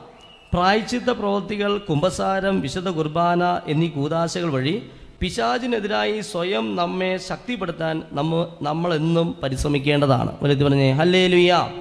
സ്നേഹമുള്ളവരെ, കൂദാശ അധിഷ്ഠിത ജീവിതമാണ് പിശാചിനെ പുറത്താക്കാനുള്ള ആദ്യത്തെ ശക്തമായ അടിസ്ഥാനപരമായൊരു ആയുധമാണ് ഈ കൂദാശ അധിഷ്ഠിത ജീവിതം. ഏതാണ് ഏറ്റവും പ്രധാനപ്പെട്ട ഒരു കൂദാശയായിട്ട് ഇവിടെ പറയുക? 1 കുമ്പസാരം, 2 കുർബാന. വലുത് പറഞ്ഞേ ഹല്ലേലൂയ. സ്നേഹം എത്രയോ 40 വർഷത്തിലധികമായി ഭൂതോച്ചാടന രംഗത്ത് പ്രവർത്തിക്കുന്ന ഒരു വൈദികൻ ഇന്ന് പറഞ്ഞത് അച്ഛൻ ഓർമ്മ വരികയാണ്. ആ വൈദികൻ പറഞ്ഞത്, വിദേശത്തുള്ളൊരു വൈദികനാണ്, ജോസഫ് എന്ന പേരുള്ള ആ വൈദികൻ പറഞ്ഞത് ഇങ്ങനെയാണ്: 100 പ്രാവശ്യം ഒരു വൈദികൻ നിങ്ങളുടെ തലയിൽ കൈവച്ച് യേശു നാമത്തെ ബന്ധിക്കുന്നു, ബഹിഷ്കരിക്കുന്നു എന്ന് പറഞ്ഞുകൊണ്ട് ബന്ധന പ്രാർത്ഥന ചൊല്ലുന്നതിനേക്കാൾ വലുതാണ് ആ വ്യക്തി ഒരു പ്രാവശ്യം ഒരു തുറന്ന കുമ്പസാരം നടത്തുന്നത്. വലുത് പറഞ്ഞേ ഹല്ലേലൂയ. 100 പ്രാവശ്യം ഒരു വൈദികൻ നിങ്ങളുടെ തലയിൽ കൈവച്ച് ബന്ധന പ്രാർത്ഥന ചൊല്ലുന്നതിനേക്കാൾ ഫലപ്രദമാണ്, ശക്തമാണ് നിങ്ങൾ ഒരു പ്രാവശ്യം ഒരു തുറന്നൊരു കുമ്പസാരം നടത്തുന്നത്. അത്രയും ശക്തമായ ഏറ്റവും വലിയ ബന്ധന പ്രാർത്ഥന ഏത് എന്ന ചോദ്യം ശ്രദ്ധിച്ചു കേട്ടോ. ഏറ്റവും വലിയ ബന്ധന പ്രാർത്ഥന ഏതാണ്, വിമോചന പ്രാർത്ഥന ഏതാണ്, സംരക്ഷണ പ്രാർത്ഥന ഏതാണെന്ന് ചോദിച്ചാൽ അതിൻ്റെ ഉത്തരം ഇതാണ്: ഒരു തുറന്ന കുമ്പസാരം. ഹല്ലേലൂയ. ഇപ്പം എന്തുകൊണ്ടാണ് തുറന്ന കുമ്പസാരം നടത്തുന്നവരെ പിശാചിനെ ആക്രമിക്കാൻ പറ്റാത്തത്? നമ്മൾ കാണില്ലേ, ചില സഹോദരിമാർ എന്നോട് ചോദിക്കും, അച്ഛാ യാക്കോബിന് ആഭിചാരം ഏൽക്കില്ല, ഇസ്രായേലിനെതിരെ ക്ഷുദ്രവിദ്യ ഫലിക്കില്ല എന്നാണല്ലോ ഈ സംഖ്യ 23 പറയുന്നത്. ഞാൻ പറഞ്ഞു, ചേച്ചി അത് ശരിയാണ്, യാക്കോബിന് ആഭിചാരം ഏൽക്കില്ല, ഇസ്രായേലിനെതിരെ ക്ഷുദ്രവിദ്യ ഫലിക്കില്ല എന്ന് പറഞ്ഞത് വളരെ ശരിയാണ്. യാക്കോബിന് അത് ഏൽക്കില്ല എന്നുള്ള കാര്യം സത്യമാണ്, ഇസ്രായേലിന് അത് ഫലിക്കില്ല എന്ന് പറയുന്നത് സത്യമാണ്. എന്നാൽ നമുക്കത് ഫലിക്കും. മനസ്സിലായോ? മറ്റുള്ളവരെന്തെങ്കിലും ചെയ്തു വെച്ചാൽ അത് നമുക്ക് ഫലിക്കും. എന്തുകൊണ്ടാണ് നമുക്കത് ഫലിക്കുന്നത്? ഇസ്രായേലിനത് ഫലിച്ചില്ലേ, യാക്കോബിനത് ഫലിച്ചില്ല. എന്തുകൊണ്ട് നമുക്കത് ഫലിക്കുന്നു?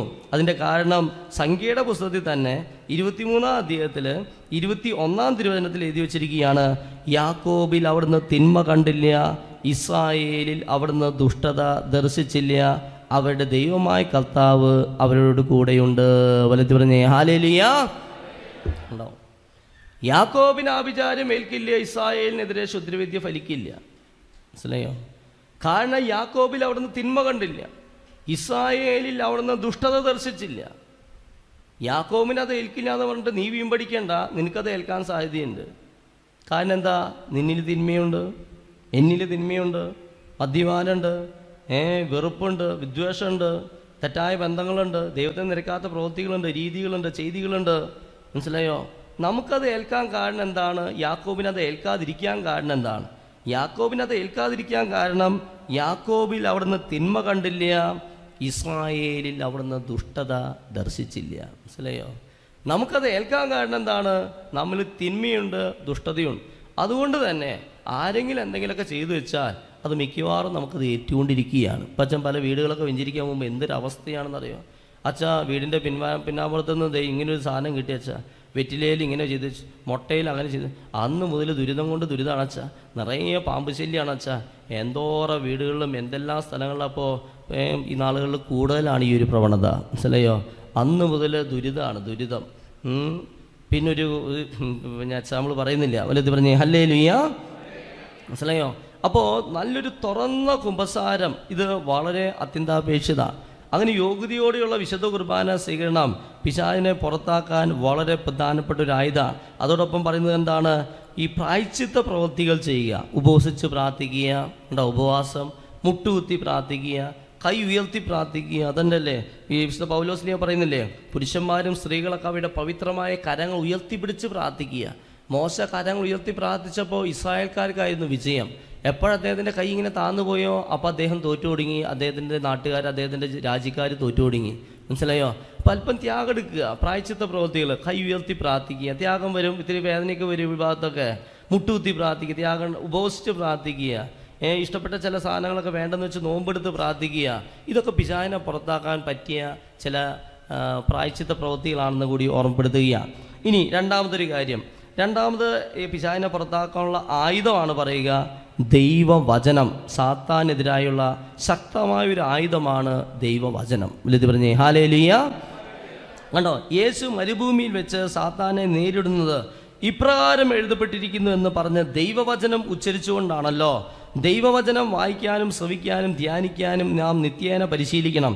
ആത്മാവിൻ്റെ വാൾ എന്നാണ് വിശുദ്ധ പൗലോസ്ലീഹ ദൈവവചനത്തെ വിളിക്കുക. ആത്മാവിൻ്റെ വാളാണ്. ദൈവവചനം എടുത്ത് ഉപയോഗിക്കണം. വചനം, അവൻ തൻ്റെ വചനം അയച്ച് അവരെ സുഖപ്പെടുത്തി വിനാശത്തിന് വിടുവിച്ചു എന്നാണ് 107 സംഖ്യത്തിന് 20-ാം തിരുവചനത്തിൽ പറയുക. സായാഹ്നമായപ്പോൾ അനേകം പിശാചുബാധ അവരുടെ അടുക്ക് കൊണ്ടുവന്നു. അവൻ അശുദ്ധാത്മാക്കളെ പറഞ്ഞേൻ വചനം കൊണ്ട് പുറത്താക്കുകയും എല്ലാ രോഗികളെ സുഖപ്പെടുത്തുകയും ചെയ്തു. മത്തായി 8:16 വലുത് പറഞ്ഞേ ഹല്ലേലൂയ. കണ്ടോ, വചനം. ഈശോ മരുഭൂമിയിലെ പരീക്ഷയുടെ സമയത്ത് പിശാച് ഒന്നിന് പുറകെ ഒന്നായിട്ട് ഈശോയ്ക്ക് പ്രലോഭനം കൊടുക്കുമ്പോൾ ഈശോ ചെയ്തത് വചനം എടുത്ത് ഉപയോഗിക്കുകയാണ്. മനസ്സിലായോ? നിന്റെ ദൈവമായ കർത്താവ് ഞാനാണ്, ഞാനല്ലാതെ മറ്റൊരു നിനക്ക് ഉണ്ടാകരുത്, അല്ലെങ്കിൽ നിന്റെ ദൈവം കർത്താവിനെ നീ ആരാധിക്കണം, അവനെ മാത്രമേ പൂജിക്കാവൂ. മനുഷ്യൻ അപ്പം കൊണ്ട് മാത്രമല്ല ജീവിക്കുന്നത്, ദൈവത്തിന് നാവിന്ന് പുറപ്പെടുന്ന ഓരോ വാക്കുകൊണ്ടുകൂടിയാണ് ജീവിക്കുന്നത്. ഇങ്ങനെ വചനം എടുത്ത് ഉപയോഗിക്കുകയാണ്. വചനം എടുത്തു. ഇതൊക്കെ എവിടെ എഴുതിയിരിക്കുന്ന വചനാണ്? ഏത് ഭാഗത്ത് എഴുതി വെച്ചിരിക്കുന്നത്? നിയമാവർത്തന പുസ്തകം. നിയമാവർത്തന പുസ്തകത്തിലെ പഴയ നിയമത്തിലെ ചില വചനങ്ങൾ കർത്താവ് കോട്ട് ചെയ്യുകയാണ്. ആരുടെ അടുത്തേക്ക്? പിശാചിൻ്റെ മുമ്പിൽ ഇങ്ങനെ കോട്ട് ചെയ്യുകയാണ്. അങ്ങനെ പറഞ്ഞാണ് പിശാചിനെ അദ്ദേഹം തോൽപ്പിക്കുക. അപ്പോൾ ദൈവവചനം പിശാചിനെതിരായുള്ള ശക്തമായൊരു ആയുധമാണ്. ഇനി അടുത്തത് വായിക്കാം. യേശുവിൻ്റെ പരിശുദ്ധ നാമമാണ് നമ്മുടെ മറ്റൊരു ആയുധം. വലുത് പറഞ്ഞേ ഹല്ലേലൂയ. നിങ്ങൾ എൻ്റെ നാമത്തിൽ പിശാചുകളെ ബഹിഷ്കരിക്കുമെന്ന് യേശു നേരിട്ട് പറഞ്ഞിട്ടുണ്ട്. ദൃഢമായ വിശ്വാസത്തോടുകൂടെ, ശ്രദ്ധിച്ചു കേട്ടേൻ, ദൃഢമായ വിശ്വാസത്തോടുകൂടെ യേശുവിൻ്റെ നാമത്തിൽ ദുഷ്ടാരൂപികളോട് ആജ്ഞാപിക്കാൻ ഓരോ ക്രൈസ്തവനും അധികാരം നൽകപ്പെട്ടിട്ടുണ്ട്. വലുത് പറഞ്ഞേ ഹല്ലേലൂയ. മനസ്സിലായോ? എത്ര പേരിത് മനസ്സിലാക്കുന്നുണ്ട്? ഓരോ ക്രൈസ്തവനും യേശുവിൻ്റെ നാമത്തിൽ അധികാരമുണ്ട്. വിശ്വസിക്കുന്നവരുടെ കൂടെ, അത് അച്ഛനായിക്കോട്ടെ, കപ്പ്യാരായിക്കോട്ടെ, അൽമായി, വിശ്വസിക്കുന്നവരുടെ കൂടെ ഈ അടയാളം, അവർ എൻ്റെ നാമത്തിൽ പിശാചുകളെ ബഹിഷ്കരിക്കും. എന്തിലുള്ള വിശ്വാസം? യേശുവിലുള്ള വിശ്വാസം. യേശു ആരാണെന്നുള്ള വിശ്വാസം, യേശു ഏകരക്ഷകനാണെന്നുള്ള വിശ്വാസം. അതാണ് അച്ഛൻ നേരത്തെ വിളിച്ചു പറഞ്ഞു, സന്ദേശങ്ങൾ വിളിച്ചു പറഞ്ഞില്ലേ, നമുക്കെല്ലാവർക്കും ഈ ലോകം മുഴുവനുള്ള സന്ദേശമാണ് കേട്ടോ. നമ്മൾ പറയണം യേശുവാണ് ഏകരക്ഷകനെന്ന് മറ്റുള്ളവരോട് പറയാൻ കർത്താവ് നമുക്കെല്ലാവർക്കും സന്ദേശം തരികയാണ്. ഇത് അച്ഛൻ്റെ വെറുതെ ഒരു തോന്നിപ്പല്ല, വെറുതെ ഒരു ആശയമല്ല. ഇന്ന് അച്ഛൻ നിങ്ങൾക്ക് വേണ്ടി പ്രാർത്ഥിച്ചപ്പോൾ കിട്ടിയ ഒരു ദൈവസ്വര സന്ദേശമാണ് അച്ഛൻ പറഞ്ഞത്. യേശുവാണ് ഏകരക്ഷകനെന്ന് നീ ഹൃദയം കൊണ്ട് വിശ്വസിച്ചാൽ പോരാ, അത് അതരം കൊണ്ട് മറ്റുള്ളവരുടെ മുമ്പിൽ ഏറ്റുപറഞ്ഞ് മറ്റുള്ളവരെ ബോധ്യപ്പെടുത്തണം. യേശുവാണ് ഏകരക്ഷകൻ. എല്ലാ ദൈവങ്ങളും ഒന്നാണെന്ന് പറയാനല്ലാട്ടാ പറഞ്ഞത്. എല്ലാം ഒന്നാണ്, എല്ലാവർക്കും ഒന്നാണ്, എല്ലാം ശരിയാണ്, അതല്ല. എല്ലാം ഒന്നുപോലെയാണ്, അങ്ങനെയല്ല. മനസ്സിലായോ? യേശുവാണ് ഏകരക്ഷകൻ. ഇതിങ്ങനെ എടുത്തു പറയണം. മനസ്സിലായോ? അത് മറ്റുള്ളവർ നീ പറഞ്ഞു കഴിഞ്ഞാൽ നിൻ്റെ ബന്ധനങ്ങൾ കുറേ അഴിയും. വിശ്വാസം ഏറ്റു പറയണം. ലതി പറഞ്ഞേ ഹല്ലേലൂയ. ഇനി അതാണ് യേശുവിൻ്റെ നാമത്തിൽ വിശ്വസിക്കുക. അങ്ങനെയുള്ളവർക്കാണ് പിശാചിൻ്റെ മേൽ അധികാരം ഉണ്ടായിരിക്കുക. അതുകൊണ്ട് എൻ്റെ പ്രിയ സഹോദരങ്ങളെ, ഇവിടെ നിങ്ങൾക്ക് ഒരു പുതിയ കഴിഞ്ഞ പ്രാവശ്യം അച്ഛൻ പറഞ്ഞിരുന്നു, ജീസസ് അവർ സേവിയറിൻ്റെ ഫോട്ടോ ജീസസ് ഔ സേവിയർ എന്നതിൻ്റെ അർത്ഥം എന്താ? ജീസസ് ഔ സേവിയർ എന്ന് വെച്ചിട്ടുണ്ടെങ്കിൽ യേശു നമ്മുടെ രക്ഷകൻ. കണ്ടോ, ഇതാണ് ജീസസ് ഔ സേവിയറിൻ്റെ ഫോട്ടോ. ശക്തമായ സന്ദേശമാണ് അച്ഛൻ പറഞ്ഞുകൊണ്ടിരിക്കുക. ഈ ഫോട്ടോ വാങ്ങാനൊന്നും വേണ്ടിയിട്ടൊന്നല്ല കേട്ടോ. നിങ്ങൾക്ക് താല്പര്യം ഉണ്ടെങ്കിൽ വാങ്ങാം, വാങ്ങാതിരിക്കാമൊക്കെ നിങ്ങളുടെ ഇഷ്ടമാണ്. പക്ഷെ അച്ഛൻ്റെ തന്ന സന്ദേശങ്ങളൊക്കെ നിങ്ങൾ അറിയിക്കുകയാണ്. ജീസസ് ഔ സേവിയറിൻ്റെ ഫോട്ടോ വാങ്ങി വീട്ടിൽ വയ്ക്കുന്നത് വളരെ നല്ലതാണ് കേട്ടോ. ഇതിനെപ്പറ്റി അച്ഛൻ ഒന്നും കൂടി എക്സ്പ്ലെയിൻ ചെയ്യാം. ജീസസ് ഔ സേവിയർ എന്തുകൊണ്ടാണ് ഈ ഫോട്ടോയുടെ പ്രത്യേകത എന്താണ്, എങ്ങനെയാണെന്നൊക്കെ പല പ്രാവശ്യം അച്ഛൻ ഇവിടെ ജസ്റ്റ് സൂചിപ്പിച്ച് പോയിട്ടുണ്ട്. എന്തുകൊണ്ടാണ് ഇപ്പോൾ ഇത് പറയാൻ കാരണം എന്ന് വെച്ചാൽ ഒന്നുകൂടിയും കർത്താവ് അത് ബോധ്യപ്പെടുത്തുകയാണ്. ഞാൻ ഒരു ജീസസ് ഔ സേവിയറിൻ്റെ ഒരു ചരിത്രം അച്ഛനൊന്നും പറയാം. ആ ചരിത്രം ഇങ്ങനെയാണ്, ശ്രദ്ധിച്ചു കേട്ടോ. 1982 ജാക്കി ഹെയ്സ് എന്ന അമേരിക്കൻ വനിത ഭർത്താവിനോടൊപ്പം വിശുദ്ധ നാടുകളിൽ തീർത്ഥാടനം നടത്തവേ അനേകം ഫോട്ടോസ് എടുത്തു. ഫിലിം ഡെവലപ്പ് ചെയ്തപ്പോൾ അവർ എടുക്കാത്ത കർത്താവിൻ്റെ ഈ ചിത്രവും കിട്ടി. ഈ ചിത്രം എപ്രകാരം ഫിലിമിൽ പതിഞ്ഞു എന്നത് ഇന്നും രഹസ്യമായി അവശേഷിക്കുകയാണ്. വിശുദ്ധ നാടുകളെപ്പറ്റി നല്ല അറിവുള്ളവരും ചിത്രകലാ ഗവേഷകരും ഇത്തരമൊരു ചിത്രം ഒരിക്കലും കണ്ടിട്ടില്ല എന്ന് പറയുകയാണ്. കണ്ടോ, ഒരു പെൺകുട്ടി വിശുദ്ധ നാട് സന്ദർശിച്ചു, ഫോട്ടോസ് എടുത്തു, പിന്നെ ഫോട്ടോ ഡെവലപ്പ് ചെയ്തപ്പോൾ ഈ ചിത്രം എങ്ങനെ പെട്ടിരിക്കുകയാണ്. ഇതാണ് ജീസസ് സേവിയറിൻ്റെ ചിത്രം കേട്ടോ. ഈ ചിത്രം ഇത് എങ്ങനെ ഇത് ഫിലിമിൽ വന്നുവെന്ന്, ക്യാമറയിൽ വന്നുവെന്ന് അറിയില്ല, ഒറ്റ ആൾക്കറിയില്ല. മനസ്സിലായോ? ഇതിനെപ്പറ്റി നെറ്റിൽ നോക്കി കഴിഞ്ഞാൽ നിങ്ങൾക്ക് കാണാൻ സാധിക്കും ഈ സംഭവം. ഈ ചിത്രത്തിന് പിന്നിലുള്ള കഥയോ ഇനി അടുത്തത് പറയിക്കാം. ഈ ചിത്രം അനേകർക്ക് ആശ്വാസവും മനഃശാന്തിയും നൽകുന്നു. സ്നേഹാദരമായ കാരുണ്യം ചൊരിയുന്ന അവിടുത്തെ നോട്ടം കാണുക. ഈ ചിത്രത്തെപ്പറ്റി മാതാവും തൻ്റെ ചില ഭക്തർക്ക് കൊടുത്ത സന്ദേശം ഇപ്രകാരമാണ്: നമ്മുടെ കർത്താവിൻ്റെ യഥാർത്ഥ ചിത്രവും അനന്തമായ സ്നേഹവും വെളിപ്പെടുത്താൻ വേണ്ടി അവിടുന്ന് നൽകിയ സമ്മാനം. നമ്മുടെ കർത്താവ് ഈശോ മിശിഹായുടെ യഥാർത്ഥ ചിത്രം എന്നാണ് ഇതിനെപ്പറ്റി മാതാവ് തൻ്റെ ഭക്തർക്ക് വെളിപ്പെടുത്തി കൊടുത്തിരിക്കുക. നമ്മുടെ കർത്താവ് ഈശോ മിശിഹായുടെ യഥാർത്ഥ ചിത്രം. ഇനി ഇതിനെപ്പറ്റി കർത്താവ് എന്താണ് വെളിപ്പെടുത്തി കൊടുത്തിരിക്കുന്നത്? ഈ ചിത്രത്തിൽ കൂടി തൻ്റെ യഥാർത്ഥ സാന്നിധ്യം തൻ്റെ ഭക്തർ അനുഭവിക്കുമെന്ന് കർത്താവ് പറയുന്നു. ഈ ചിത്രത്തിലേക്ക് ഒന്ന് നോക്കിയേ. കർത്താവിൻ്റെ യഥാർത്ഥ സാന്നിധ്യം ഈ ചിത്രത്തിലൂടെ തൻ്റെ ഭക്തർ അനുഭവിക്കുമെന്ന് കർത്താവ് സന്ദേശം തന്നിരിക്കുകയാണ്. മനസ്സിലായോ? ഇതൊക്കെ നമുക്ക് നെറ്റിൽ നോക്കിക്കഴിഞ്ഞാൽ കാണാൻ സാധിക്കും. തല മാത്രമുള്ള, കൈയും കാലം ഒന്നും കിട്ടിയിട്ടില്ല, തല മാത്രം. അത് വലിയ ക്ലാരിറ്റി ഇല്ല. അങ്ങനെയാണ് ഫിലിമിൽ പതിഞ്ഞിരിക്കുക. അതുകൊണ്ട് തന്നെ നമുക്കിത് ഈ രീതിയിലേ നമുക്ക് ഈ ഫോട്ടോ നമുക്ക് കിട്ടാൻ മാർഗമുള്ളൂ. പക്ഷേ ഈശോയുടെ മുഖത്തേക്കൊന്ന് നോക്കുക.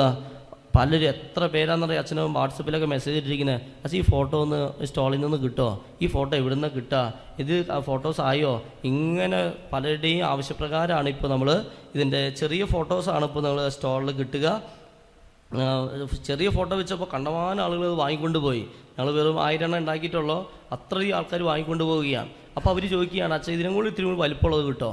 അപ്പോൾ അത് ഉണ്ടാക്കാൻ തുടങ്ങിയപ്പോൾ അതിനും കൂടി അല്പം കൂടി വലിപ്പമുള്ളത് കിട്ടോ. അപ്പോൾ ഇത് ഇത്രയും വലിപ്പത്തിലുള്ളത് സ്റ്റോളിൽ നിന്ന് നമുക്ക് ഇപ്പോൾ കിട്ടില്ല, 2 ആഴ്ച കഴിയുമ്പോൾ നമുക്ക് ഈ വലിപ്പത്തിലുള്ളത് അവിടെ നിന്ന് കിട്ടുന്നു. ഇതിനും വലുത് ഉണ്ടാക്കുന്നുണ്ട്, അതും നമുക്ക് അവിടെ നിന്ന് ലഭിക്കുന്നതായിരിക്കും. കാരണം ഒത്തിരി പേര് ആവശ്യപ്പെടുന്നത് കൊണ്ടാണ് നമ്മളിത് അടിച്ചിരിക്കുക എന്നുള്ള കാര്യം പ്രത്യേകം ഓർമ്മപ്പെടുത്തുകയാണ്. അപ്പോൾ അതിൻ്റെ അടിയിൽ എഴുതി വെച്ചിരിക്കുന്നത് ശ്രദ്ധിക്കുക: ജീസസ് അവർ സേവിയർ, യേശു നമ്മുടെ രക്ഷകൻ. അങ്ങനെ എഴുതി വയ്ക്കുക വളരെ പ്രധാനപ്പെട്ടതാണ്. വെളുത്തി പറഞ്ഞേ ഹല്ലേലൂയ. ഭൂതോച്ചാടന വസ്തുക്കളെ, ആയുധങ്ങളെ പറ്റി, പിശാചിനെ പുറത്താക്കാനുള്ള ആയുധങ്ങളിൽ ഒരു ആയുധം അച്ഛൻ ഇവിടെ വായിക്കാം. 10-ാമത്തെയാണത് കൊടുത്തിരിക്കുക. ഞാനത് കയറി വായിക്കുകയാണ്. നമ്മുടെ ശരീരത്തിലും വീടിൻ്റെ വാതിലിലും കിടപ്പുമുറിയിലും ഭക്ഷണമുറിയിലും എല്ലാവരും സ്ഥിരം ഉപയോഗിക്കുന്ന മുറികളിലും വിശുദ്ധരുടെ രൂപമോ ചിത്രങ്ങളോ വെക്കുന്നത് വളരെ പ്രാധാന്യമുള്ളതാണ്. വലുതി പറഞ്ഞേ ഹല്ലേലൂയ.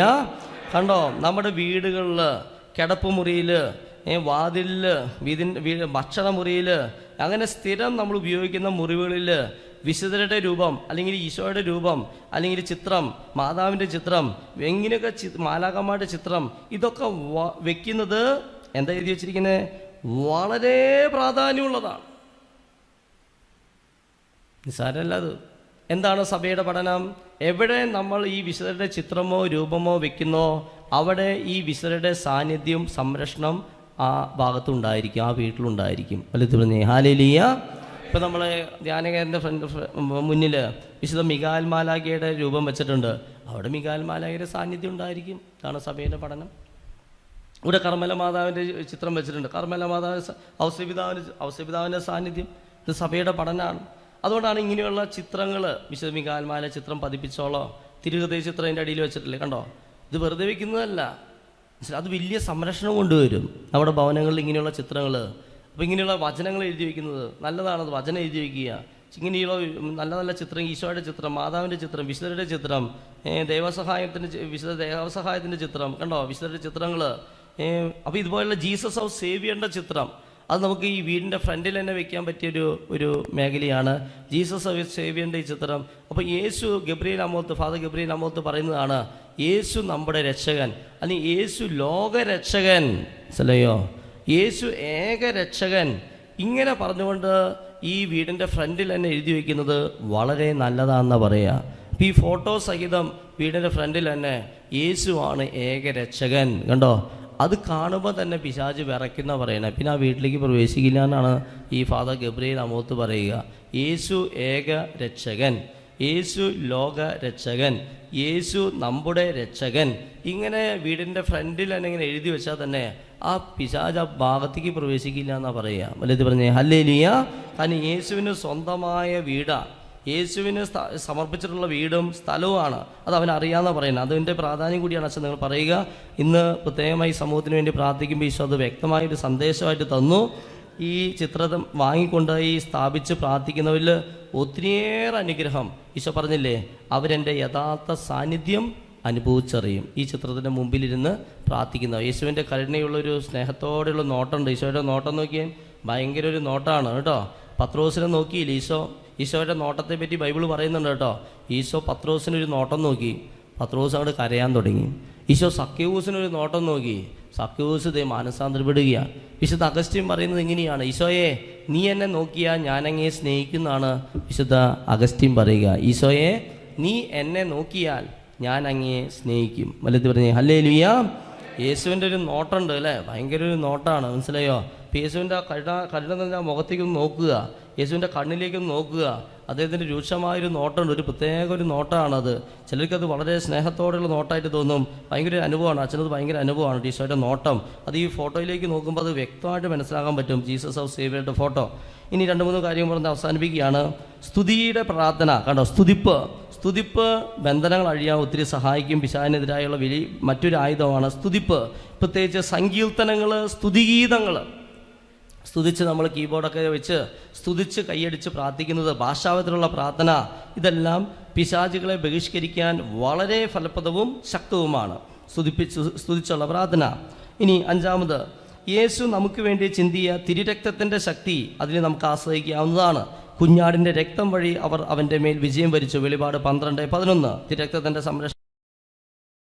ജപം, പരിശുദ്ധ കന്യാമറിയത്തോടുള്ള ഭക്തി അത് പ്രയോജനപ്പെടുത്തണം. പിശാചിനെ ഒഴിപ്പിക്കുന്ന പ്രാർത്ഥനകളിൽ കത്തോലിക്ക സഭ മറിയത്തിന് സുപ്രധാനമായ സ്ഥാനം നൽകാറുണ്ട്. അപ്പം ജപമാല പ്രാർത്ഥന, പരിശുദ്ധ കന്യാകുമായിട്ടുള്ള ഭക്തി അത് നമ്മൾ പ്രയോജനപ്പെടുത്തണം. ഇനി 7-ാമത് ശ്രദ്ധിച്ചോ, ഉത്രീയം ഭക്തിപൂർവ്വം ധരിക്കുന്നത് എല്ലാവിധ ആപത്തുകളിൽ നിന്ന്, പിശാച് കൊണ്ടുവരുന്ന ആത്മീയവും ശാരീരിക അശുദ്ധ പീഡകളിൽ നിന്ന് സംരക്ഷണം. പറഞ്ഞേ ഹല്ലേലൂയ. അപ്പോൾ നമ്മൾ എന്താ പറഞ്ഞുകൊണ്ടിരിക്കണേ? പിശാചിനെതിരായുള്ള ആയുധങ്ങൾ, പിശാചിനുള്ള ആയുധമാണ് പറഞ്ഞ കൂദാശ അധിഷ്ഠിത ജീവിതം, ദൈവവചനം, യേശു എന്ന നാമം, സ്തുതിപ്പ്, ഈ ഈശോയുടെയും വിശുദ്ധരുടെയും ചിത്രങ്ങൾ കുടുംബത്തിൽ സ്ഥലത്തൊക്കെ നമ്മുടെ റൂമുകളിൽ സ്ഥാപിക്കുന്നത്, മറ്റൊന്ന് പരിശുദ്ധ ജപമാല ചൊല്ലി പ്രാർത്ഥിക്കുന്നത്, തിരുരക്തത്തിൻ്റെ പ്രാർത്ഥന. ഇനി മറ്റൊന്നാണ് ഉത്രീയം ധരിക്കുക. ഉത്രീയം ധരിക്കാത്ത ആരെങ്കിലും കൂട്ടത്തിലുണ്ടോ? ജപമാല ധരിക്കലല്ല കേട്ടോ, കഴുത്തിലൊരു ഉത്രീയം, കുളിക്കുമ്പോൾ പോലും ഉരരുത്. എത്രയോ പ്രാവശ്യം ഇവിടെ പ്രസംഗിച്ചിട്ടുള്ള കാര്യമാണെന്നറിയോ? ഉത്രീയം ധരിക്കുന്നത് വലിയൊരു ശക്തിയാണെന്ന് ഈശോ പറയുകയാണ്. പിശാചിനെതിരായുള്ള വലിയൊരു ആയുധമാണ് കഴുത്തിലൊരു ഉത്രീയം ധരിക്കുക. ഇനി അടുത്തത്, മാലാഖമാരുടെയും വിശുദ്ധരുടെയും മാധ്യസ്ഥം തേടുക. കണ്ടോ? മാലാഖമാരുടെയും വിശുദ്ധരുടെയും മാധ്യസ്ഥം ശക്തമാണ്. പ്രത്യേകിച്ച് അച്ഛൻ ഓൾറെഡി എക്സ്പ്ലെയിൻ ചെയ്ത് കഴിഞ്ഞു. വിശുദ്ധ മിഖായേൽ മാലാഖയുടെ മാധ്യസ്ഥം പിശാചിനെതിരായുള്ള പോരാട്ടത്തിൽ ശക്തമായൊരു ആയുധമാണ്. വിശുദ്ധ അന്തോണീസ്, വിശുദ്ധ ഗീവർഗീസ് തുടങ്ങിയ വിശുദ്ധന്മാരുടെ സഹായവും അന്ധകാര ശക്തികൾക്കെതിരായ പോരാട്ടത്തിൽ നമുക്ക് ആശ്രയിക്കാവുന്നതാണ്. വലത് പറഞ്ഞേ ഹല്ലേലൂയ. ഇപ്പോൾ നമ്മൾ ഓരോരുത്തരും ചിന്തിക്കുക, എൻ്റെ വീട്ടിലുണ്ടോ ഇങ്ങനെ ഒരു പൈശാചിക പീഡ, പിശാചിൻ്റെ ശല്യപ്പെടുത്തൽ? അങ്ങനെ ഉണ്ടെങ്കിൽ ഈ പറഞ്ഞ ആയുധങ്ങളൊക്കെ ഒന്ന് ധരിക്കുക, അപ്പം തന്നെ വീട്ടിൽ ഒത്തിരി മാറ്റമായിരിക്കും. അതുകൊണ്ട് ഇത് പറഞ്ഞുകൊണ്ടിരിക്കണേ കേട്ടോ. ഇനി വീണ്ടും അച്ഛൻ്റെ അടുത്ത് വന്ന് അച്ഛൻ അങ്ങനെയാണ് അച്ഛൻ ഇങ്ങനെയാണ് അച്ഛൻ എന്ന് പറയാൻ നിൽക്കേണ്ടത് ആവശ്യമില്ല. ഓൾറെഡി അച്ഛൻ എല്ലാം എക്സ്പ്ലെയിൻ ചെയ്ത് തന്നു കഴിഞ്ഞു. ഇങ്ങനെയൊരു അവസ്ഥ വരുമ്പോൾ നമ്മൾ എന്താ ചെയ്യേണ്ടത്? ഇപ്പം അച്ഛനിവിടെ എന്താ ചെയ്തുകൊണ്ടിരിക്കണേ? മനസ്സിലായോ? അച്ഛനുണ്ട് ഈ പ്രശ്നങ്ങളൊക്കെ, തടസ്സങ്ങളൊക്കെ. അപ്പോൾ എന്താ ചെയ്തുകൊണ്ടിരിക്കണേ? ഇതന്നെ ഈ ആയുധങ്ങളെടുത്ത് ഉപയോഗിക്കുകയാണ്. വിശുദ്ധ മിഖായേൽ മാലാഖയിൽ പ്രാർത്ഥിക്കുക, വിശുദ്ധരുടെ മാധ്യസ്ഥം തേടുക, വിശുദ്ധ അന്തോണീസിനോട് പ്രാർത്ഥിക്കുക, വിശുദ്ധ ഗീവർഗീസിന് നൊവേന ചെല്ലുക. ഇങ്ങനെ അന്ധകാര ശക്തികൾക്കെതിരെ പോരാട്ടത്തിൽ ഇത് നമ്മെ ഒത്തിരി സഹായിക്കും. ഇനി അടുത്തത് ശ്രദ്ധിച്ചു കേട്ടോ. വിശ്വാസത്തോടെ ധരിക്കുന്ന കാശുരൂപങ്ങൾ പ്രത്യേക ശക്തിയുള്ളതാണ്. കാശുരൂപങ്ങൾ, അതുകൊണ്ടാണ് നിങ്ങളോടൊക്കെ അച്ഛൻ പറയുക. ഇപ്പോൾ കാശുരൂപങ്ങളുടെ ഉദാഹരണം ഏതാ? ഒരു കുരിശു രൂപം. ഇപ്പോൾ ബെനഡിക്റ്റിൻ്റെ ഒരു കുരിശു രൂപം വളരെ നല്ലതാണ്. വില ചെയ്യെത്തുമ്പോൾ തൂക്കിയിടാം, കയ്യിൽ പിടിക്കുക, കീശയിലിടുക. ഒരു ബെനഡിക്റ്റിൻ്റെ കാശുരൂപം എപ്പോഴും, അല്ല പലരുടെയും കൈവശം, ഇപ്പോൾ കുറേ പേരുടെ കൈവശമുണ്ട് കീ ചെയിനിലൊക്കെ ഒരു ബെനഡിക്റ്റിൻ്റെ കാശുരൂപം. അത് ഒരു കുരിശു രൂപം. ആ കുരിശു രൂപം എപ്പോഴും വളരെ നല്ലതാണ്. മറ്റൊന്ന് വിശുദ്ധ ബെനഡിക്റ്റിൻ്റെ വിശുദ്ധ ബെനഡിക്റ്റിൻ്റെ കാശുരൂപമുണ്ട്, അത് വേറെയുണ്ട്. വിശുദ്ധ ബെനഡിക്റ്റിൻ്റെ ഇതുള്ളത് വേറെയുണ്ട്. ക്രൂശിത രൂപമുണ്ട്, വിശുദ്ധ ബെനഡിക്റ്റിൻ്റെ കാശുരൂപമുണ്ട്. ഇനി അത്ഭുത മെഡലുണ്ട്. അത്ഭുത മെഡൽ എന്താണ് അത്ഭുത മെഡൽ? Miraculous medal. മാതാവ് ഇങ്ങനെ നിൽക്കുന്ന ഒരു മെഡൽ നമ്മൾ ആ സ്റ്റോളിൽ, ഇത് 3 സ്റ്റോളിലുണ്ട്, നമുക്ക് വാങ്ങാവുന്നതാണ്. ക്രൂശിത രൂപം, ബെനഡിക്റ്റിൻ്റെ കാശുരൂപം, അത്ഭുത മെഡൽ. ഇത് വളരെ ശക്തിയുള്ളതാണ്, സഭാ ഔദ്യോഗികമായി അംഗീകരിച്ചിട്ടുള്ളതാണ്. പ്രത്യേകിച്ച് ഈ അത്ഭുത മെഡൽ, ബെനഡിക്റ്റിൻ്റെ കാശുരൂപം, ഇതൊക്കെ വളരെ ശക്തിയുള്ളതാണ്. അത്ഭുത മെഡലിനെ പറ്റിയിട്ട് വിശുദ്ധ മദർ തെരേസ വളരെ ശക്തമായി സംസാരിക്കുന്നുണ്ട്, ഈ മിറാക്കുലസ് മെഡലിനെ പറ്റി. അപ്പോൾ ഈ സാമ്പത്തിക ബുദ്ധിമുട്ടുള്ളവരുടെ അച്ഛൻ പല പ്രാവശ്യം ഇവിടെ പറഞ്ഞിട്ടുണ്ട്. സാമ്പത്തിക ബുദ്ധിമുട്ടുള്ളവരൊക്കെ ഒരു കാശുരൂപം, ഒരു മിറാക്കുലസ് മെഡൽ വാങ്ങുക, ആ സ്റ്റോളിൽ നിന്ന് മാതാവിൻ്റെ അത്ഭുത മെഡൽ വാങ്ങുക. എന്നിട്ട് നിങ്ങളുടെ പേഴ്സിൻ്റെ ഉള്ളിൽ വയ്ക്കുക, അല്ലെങ്കിൽ കീശയിൽ വയ്ക്കുക, അല്ലെങ്കിൽ ജപമാലമേ കൊളുത്തിയിടുക. ഒരു കാശുരൂപം എപ്പോഴും നമ്മുടെ കൈവശം ഉണ്ടായിരിക്കണം. ഒരു അത്ഭുത മെഡൽ എപ്പോഴും നമ്മുടെ കൈവശം ഉണ്ടായിരിക്കണം. മിറാക്കുലസ് മെഡൽ ഉണ്ടാകുന്നത് വളരെ നല്ലതാണ്. വലിയ സംരക്ഷണവും അഭിഷേകവും തരും. പിശാചിനെതിരായുള്ള ആയുധമാണ് ഈ ഇത്തരത്തിലുള്ള കാശുരൂപങ്ങൾ എന്ന കാര്യം പ്രത്യേകം ഓർമ്മപ്പെടുത്തുകയാണ്. ഇനി അവസാനമായിട്ട് പറയുകയാണ്, തീർത്ഥാടന കേന്ദ്രങ്ങളിലേക്കുള്ള യാത്ര വളരെ ഫലദായകമാണ്. വലുത് പറഞ്ഞേ ഹല്ലേലൂയ.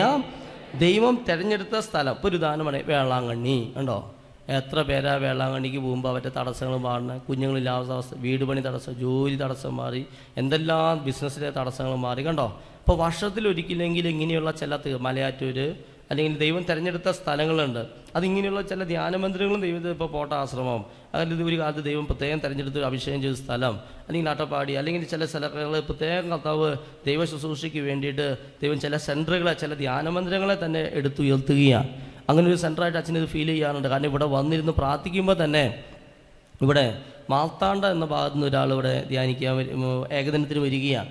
മാർത്താണ്ഡത്തു നിന്നാണ് വരിക, തിരുവനന്തപുരം. അങ്ങനെ അദ്ദേഹം ഇവർ വന്ന് ഇവിടെ ഒരു ബ്രദറിനെ അവർ പോയി കണ്ടു, കൗൺസിലിങ്ങിന്, നിങ്ങളെപ്പോലെ ഏകദിന ധ്യാനത്തിന്. അവർ കണ്ട് അവരുടെ പ്രശ്നം ഇതാണ്, 5 വർഷം മറ്റായി വിസ തടസ്സമാണ്. 5 വർഷത്തിലൊക്കെ അധികമായി വിസ. അതുമാത്രമാണ്, അവർ അതിന് ഒത്തിരി പൈസയൊക്കെ ഇറക്കിയിട്ടുണ്ട്. പക്ഷെ ഇങ്ങനെ തടസ്സമായിട്ട് അങ്ങോട്ട് പോകാൻ പറ്റാതെ വിദേശത്തേക്ക് പോകാൻ നിൽക്കുകയാണ്. ഇതാണ് അവരാകെ വിഷമം. ഈ ബ്രദർ അവരോട് പറഞ്ഞു, നിങ്ങൾ ഈ പ്രാർത്ഥന കഴിഞ്ഞ് ഈ ഗേറ്റ് പുറത്തേക്ക് ഇറക്കുമ്പോഴേക്കും നിങ്ങൾക്ക് വിസ കിട്ടിയിരിക്കും. ഇതെങ്ങനെ വിശ്വസിക്കണേ? അതൊരു തമാശയാണെന്ന് അവർ കരുതി. അവർ പറഞ്ഞു ഇതാണ്, നിങ്ങൾ ഈ ഗേറ്റ് ഇവിടുന്ന് പുറത്തേക്ക് ഇറങ്ങുമ്പോഴേക്കും നിങ്ങളുടെ മൊബൈലിൽ മെസ്സേജ് വന്നിട്ടുണ്ടായിരിക്കും നിങ്ങൾക്ക് വിസ വന്നു എന്ന് പറഞ്ഞിട്ട്. ഇവരത് കേട്ടു. അന്നത്തെ ആരാധനയിൽ പങ്കെടുത്തു. ധ്യാനം കഴിഞ്ഞൊരു 3 മണി 3:30 ആയപ്പോൾ ഇവരിവിടുന്ന് ഇറങ്ങുകയാണ്. ഈ ഇറങ്ങണ സമയത്ത് മൊബൈലെടുത്ത് നോക്കിയപ്പോൾ വിസ വന്നിരിക്കുന്നു. വലുത് പറഞ്ഞേ ഹല്ലേലൂയ. ഞാനിവിടെ ആളുകളെ പ്രാർത്ഥിച്ചുകൊണ്ടിരിക്കുകയാണ്. അപ്പോഴും ഇവിടെ ഭയങ്കര ബഹളം. ഞാനും പ്രാർത്ഥന കഴിഞ്ഞ് 5 മണി 5:30 റൂമിലെത്തിയെങ്കിൽ അവിടെ മൊത്തം ബഹളം. സംഭവം ഇതാണ്, ഇയാൾ ഓടി വന്ന് ഈ സ്റ്റോളിലും ഈ പരിസരത്തൊക്കെ ഇത് പറഞ്ഞ് ഭയങ്കര ഒരു സാക്ഷിയായി തീരുകയാണ്. മനസ്സിലായോ? കാരണം ഈ കൗൺസിലർ പറഞ്ഞതുപോലെ തന്നെ 5 വർഷമായിട്ടുള്ള വിസ തടസ്സം. ഇയാൾ പറഞ്ഞു കൗൺസിലിംഗ് ചെന്നപ്പോൾ, ഇവിടുന്ന് താഴ്ത്തേക്ക് ഇറങ്ങുന്നതിന് മുമ്പ് തന്നെ നിങ്ങളുടെ മൊബൈലിലേക്ക് ഈ മെസ്സേജ് വന്നിട്ടുണ്ടാവും. അതുപോലെ സംഭവിക്കുകയാണ്. മനസ്സിലായോ? ഇതുപോലുള്ള ചില അത്ഭുതങ്ങൾ ആ മണ്ണിൽ കാല് കുത്തുമ്പോൾ തന്നെ ആ തടസ്സം മാറിപ്പോവുകയാണ്. ദൈവം ഓരോ കാലത്ത് ഓരോ സ്ഥലങ്ങളെ ദൈവം തിരഞ്ഞെടുത്ത് അഭിഷേകം ചെയ്യുക. അവിടെ ചെന്നിരുന്നാൽ മതി. ഒരിക്കലും അച്ഛൻ ഇവിടെ സന്ദേശം കണ്ടില്ലേ, നിങ്ങളിവിടെ എത്തിപ്പെടാൻ ഒത്തിരി കഷ്ടപ്പെടും. എന്നാൽ എത്തിപ്പെട്ട് കഴിഞ്ഞാലോ വലിയൊരു ആശ്വാസം നിങ്ങൾക്ക് കിട്ടും. എത്തിപ്പെടുക ബുദ്ധിമുട്ടായിരിക്കട്ടോ നിങ്ങൾക്ക്. പല മക്കളൊക്കെ ഇപ്പോൾ ഓൺലൈനിൽ കണ്ടുകൊണ്ടിരിക്കുന്നവരുണ്ട്. ചിലരൊക്കെ പല പ്രാവശ്യം ഇങ്ങോട്ട് വരാൻ വാങ്ങിയിട്ട് അച്ഛാ വരാൻ തുടങ്ങിയതോടി പനി, ജലദോഷം, തുമ്മൽ, മറ്റൊരു അസുഖം, ഇങ്ങനെ പലവിധ തടസ്സങ്ങൾ. അങ്ങനെ വരാൻ പറ്റി. അങ്ങനെ വരാൻ പറ്റാത്തവർ അങ്ങനെ വരാതെ അങ്ങനെ ഇരിക്കുള്ളൂ. പക്ഷെ ബലം പ്രയോഗിച്ച് അല്പം ത്യാഗെടുത്ത് സഹനെടുത്ത് എന്തൊക്കെ വില കൊടുത്ത് എന്തൊക്കെ വന്നാലും ഞാൻ ഇവിടെ എത്തിപ്പെട്ടിട്ട് തന്നെ കാര്യം, ഇങ്ങനെയൊക്കെ ചിന്തിച്ച് വരുന്ന ചില ടീമുകളുണ്ട്. അവരിവിടെ വന്ന് കാലുകുത്തുമ്പോൾ തന്നെ അഭിഷേകമായി. ചിലപ്പോൾ അവിടെ ഇന്ന് ഉറങ്ങായിരിക്കും, പച്ചനിക്ക് ടോക്ക് കണ്ടിരിക്കുമ്പോൾ ചിലർക്ക് ഇന്ന് ഉറങ്ങുന്നുണ്ട്, അവിടെ ഇന്ന് ഉറങ്ങിക്കോട്ടെ. ചിലരൊക്കെ ഉറക്കത്തിലാണ് കർത്താവ് അനുഗ്രഹിക്കുക. വലുത് പറഞ്ഞേ ഹല്ലേലൂയ. കർത്താവ് ഇങ്ങനെ ഉറക്കം തരും ചില സമയത്ത്. അപരാധ ദൈവം ഇങ്ങനെ ഗാഠനെതിരെ താഴ്ത്തിയില്ലേ, അതുപോലെ തന്നെ ആദത്തെ ഗാഠനെതിരെ താഴ്ത്തിയില്ലേ, ഈ ഉറക്കത്തിൽ ദൈവം ചിലപ്പോൾ സംസാരിക്കും. ഉറങ്ങിയ എനിക്കിനോടുകൂടി ഇയാൾ മാനസാന്തരപ്പെട്ടിട്ടുണ്ടായിരിക്കും, മനസ്സിലായോ? ഉറങ്ങിയ എനിക്കിനോടുകൂടി ഇയാൾ സുഖപ്പെട്ടിട്ടുണ്ടായിരിക്കും, മനസ്സിലായോ? അപ്പോൾ ആ സ്ഥലത്തൊന്ന് വന്നിരിക്കുമ്പോൾ തന്നെ നമ്മൾ കണ്ടിട്ടില്ലേ, വേളാങ്കണ്ണി പോയി അവിടെ പോയി ഇങ്ങനെ ചോദിച്ചാൽ ആശയ്ക്ക് ഇട്ട് വന്നു, ദേ വീട് പണി തടസ്സം മാറി, മനസ്സിലായോ? പ്രത്യേകിച്ച് നമ്മളവിടെ വലിയൊരു തലകുത്തി മറിയൊന്നും ചെയ്തിട്ടൊന്നുമില്ല. നമ്മളവിടെ പോയി കടൽ കണ്ടത് കണ്ടു, കണ്ടു, അങ്ങനെ കഴിഞ്ഞ് പോന്നുള്ളൂ.